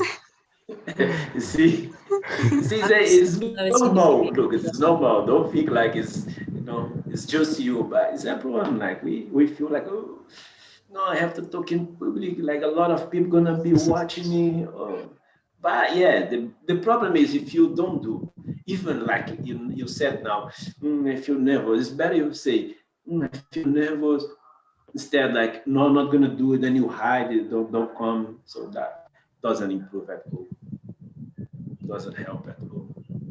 But yeah, so thank you, Lucas. And what was o que você estava indo falar mesmo? Acabou que eu esqueci. Because this project for me will be very great for my future. Ah, excellent. That's it. That's it. Yeah, we provide the opportunity. Those who are clever, grab this opportunity. Yeah, cool. And is this even the sisters love laughing? They all the time smile, they all the time are laughing. Go on. Evian, Isis, want to say something? Hello, my name is Izzy. 12, 11 years old. Very, very young. Isis and Evian. Yeah. Yeah. So then they come back now and carry on the English classes. Yeah. That's good. Good. Sarah, we also have Sebastian. I would like him to talk a little bit because Sebastian is part of the start. So he'll be in, he is in Manchester. He will be the teacher, the capoeira teacher at the society. So I think it would be good he talking a little bit. So introduce yourself, sir. Everybody. Sebastian, feel free to start. Hola, gente. Hello, everybody. Yes, nice, William. Good event. I've been listening. It's very nice to see the people that are involved because BHZ Connection is not a new idea. I remember when it was just something that only William could see, and he made it a reality. And it's very nice to see the people involved on both sides. Because you can see that the kids receive English lessons and enjoy it a lot, learn, and it makes a difference to their future. And the teachers realize, not everybody speaks English in the world. I need to when I speak English, I need to slow down or change the way I speak or become more aware of my accent or the sort of words I use. So it's beneficial to both sides, and it's very nice to see. But to me, it's I didn't always believe this vision that William had. I didn't always believe it was possible, and he never gave up. He started. He lived here for a long time. Had to go through all this himself, learning the language. When he arrived in England, he couldn't speak any English. Could speak some. He'd learned some Dutch from being in Holland. Very basic English, and he went to school. He went to a college in Manchester called MANCAT, Manchester College of Arts and Technology. And he did the same thing. He did this exchange. I give a bit of capoeira classes. In exchange, he got some English classes. So he really, he was always doing what he preached. The learning has always been the most important thing for William. And clearly, for everybody's testimonies here today just shows that, he's trying to pass this attitude to the kids, and he's also giving a chance to other people to go on the other side and teach. So it's nice to see. For me, BHZ I went to Brazil. I've never been to Belo Horizonte. I went to Salvador, Bahia, in 2003. And I did a bit of English teaching there. There was an opportunity. There was another European, a Dutch guy, was teaching English in a neighborhood. And he was leaving. He said, he took me there, said, "Do you want to do it?" I said, "Wow, I'll try." And I went and did it in person, and that experience, taught me so much about, well, Brazil, teaching languages, and myself. So that, that's something that will stay with me forever. But I think nowadays, with the internet, you don't even have to go there. I mean, you can aim to go there, and especially if you met people online before, and then you go and visit it, it'll be even stronger. But for me, I'm from an older generation where connecting online is a bit more difficult. So the the lessons in English, especially because it's not my own language, teaching English would feel strange. But maybe I should try teaching French. Yeah. Conversation. We start, well, we always have French class, but now we have another teacher. She's teaching Wednesday and Friday. So sometime you can come for conversation Yeah. class. Like Yasmin will do English conversation, so you do French. On va parler français, tout le monde. On parle français, pas de problème. C'est un plaisir, bien sûr, de la conversation. Mais I was just thinking of Yasmin's class as well. It was nice to see how she did it. And sometimes, you need to see somebody else do something, so to work out how you would do it and get the inspiration. Because when I was there in that room it was in a library in a neighborhood, 45 minutes out of the center of Salvador. When I went on the bus, people told me, "Are you sure you're going there?" Because there was nobody, no tourist or European-looking people like me going down there.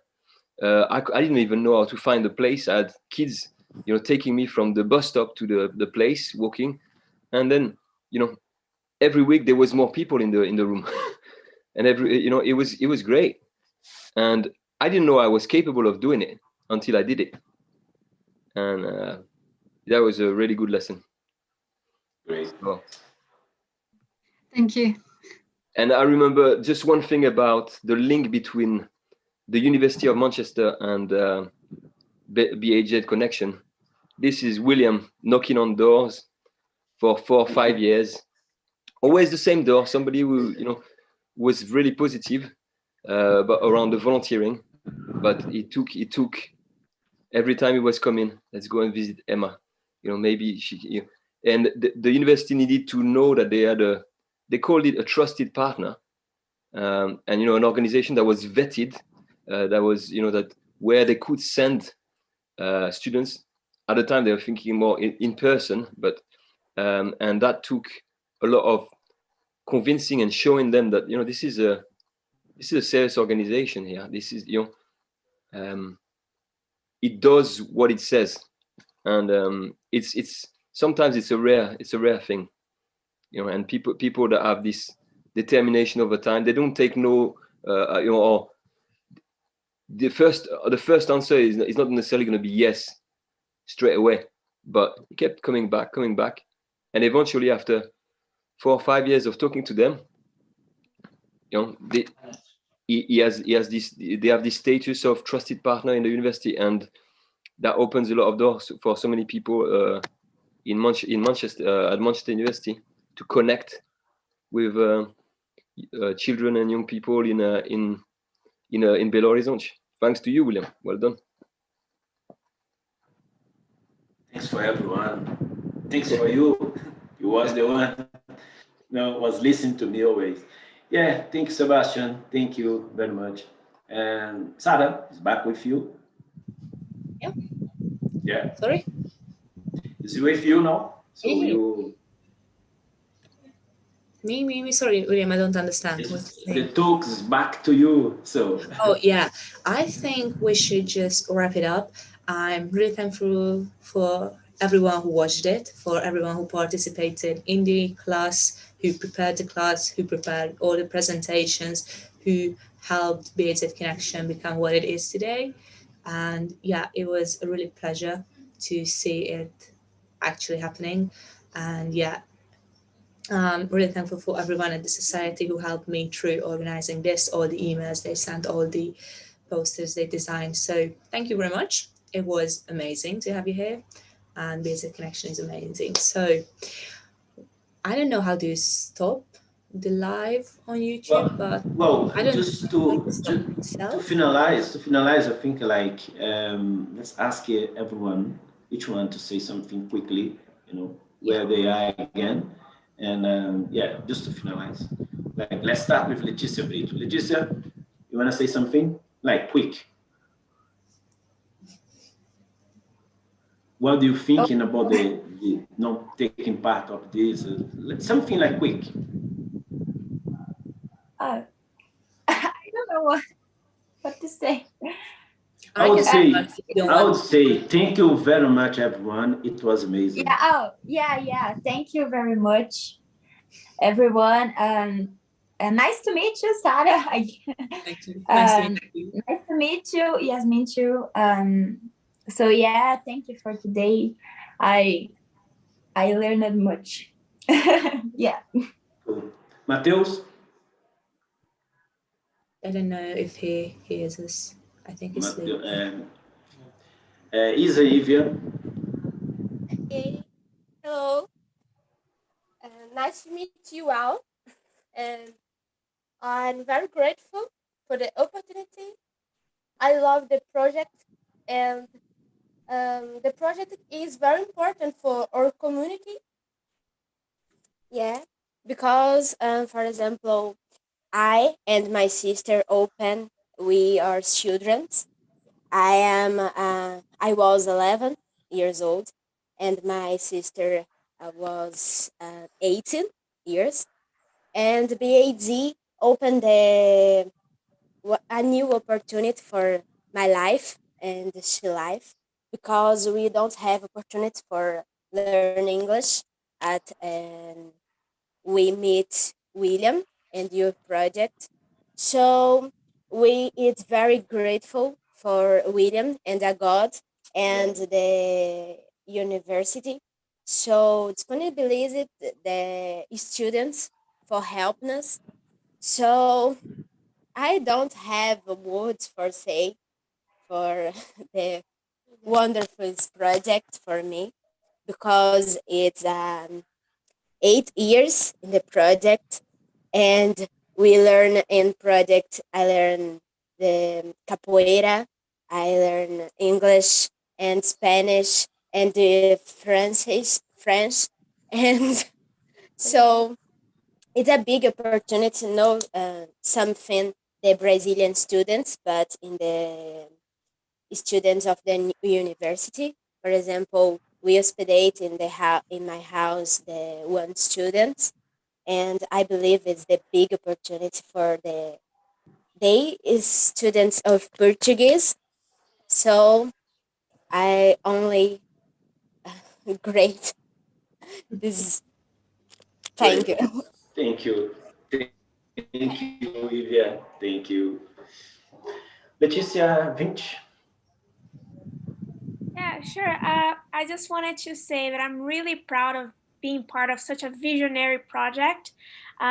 It's truly life-changing, not only for the students, but for us volunteers as well. We learn a lot from them. And honestly, I hope more people can join from the University of Manchester. I hope the people from the community continue joining and they continue liking the classes, and that the project keep on moving and being as special as it is. So thank you, William, as well. And thank you for this event. I've learned a lot from my own culture, which is pretty cool. Yeah, that was amazing. Yeah, the talks. Yasmin? Same again as everyone said, honestly, such a big opportunity. It's moved so forward. It's become so much bigger than when I first started. When I first started, it was just me and the students, you know, having a class, which is great. But now we've got ambassadors, we've got the society, we've got these events.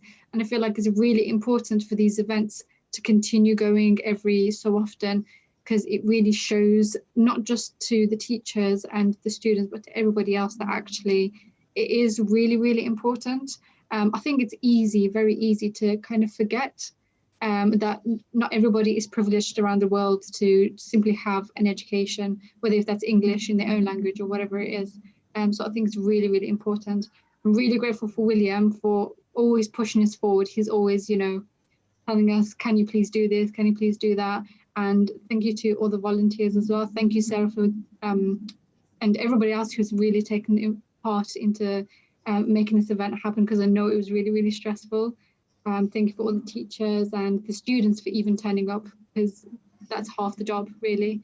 So yeah, it's really nice to be a part of something much bigger. Every time I tell my employer or somebody else that I'm doing this, they're just shocked. They're always like, oh, that's amazing. Nobody really ever thinks of things like this. Like I said, it's very easy to forget. So when I told my employer, she was like, wow, that's really amazing. Yeah, and I've got several students as well at the university to sign up or be interested in things like that. So thanks again for everyone. Awesome. Thank you, Yasmin. Lucas? Yeah, thanks so much for everyone. Thanks so much. And this event was amazing. Of our only I participate. Cool. Mateus? Wanna say something? Okay. Let me see. I'm not in this project for so many time, like just 1 year or two, but I learned so much with the project. And you are learning fast, Mateus. Yeah, thanks. But the teachers are teaching so good. Like I understand that many things with them, and William is helping everyone with this project. It's not just English. There's Spanish, French. It's French, right? French. There's capoeira, how easy say. There is music too. William teaches so many things for the people. William is making a really good thing with this project, and other teachers are so good too. I'm repeating this because it's really so good. Every day I learn something new, so I will say it again, but I recommend this project who needs to learn something. And what's this? It's this what I would say. Nice one. Okay, everyone. Misael is the one as well. Hello. Can I say something? Yeah. Hello, everyone. I think most of you already know me, and I'm Misael. I'm also a volunteer for BHZ Connection since 2018. And well, I'm here because I believe that education, I believe that culture, for example, exchanging cultures, it's a good thing for our children and teenagers here in our community. And I believe that we can help those children, those teenagers, and also their families to get better lives. And that's it. Cool, great. Guys, just don't forget to subscribe to our YouTube channel, okay? Everyone who's watching, so subscribe to our channel, and we're gonna try to do more events like that. Sarah, thanks once again. Thank you very much. And Yasmin, everyone, Leticia, Sebastian, Isilvia, Leticia Brito, Lucas, Mateus. Thanks so much, guys. We are on the right track, okay? Let's keep going and non-stop, okay? Bye-bye. Bye-bye. Bye-bye. Bye.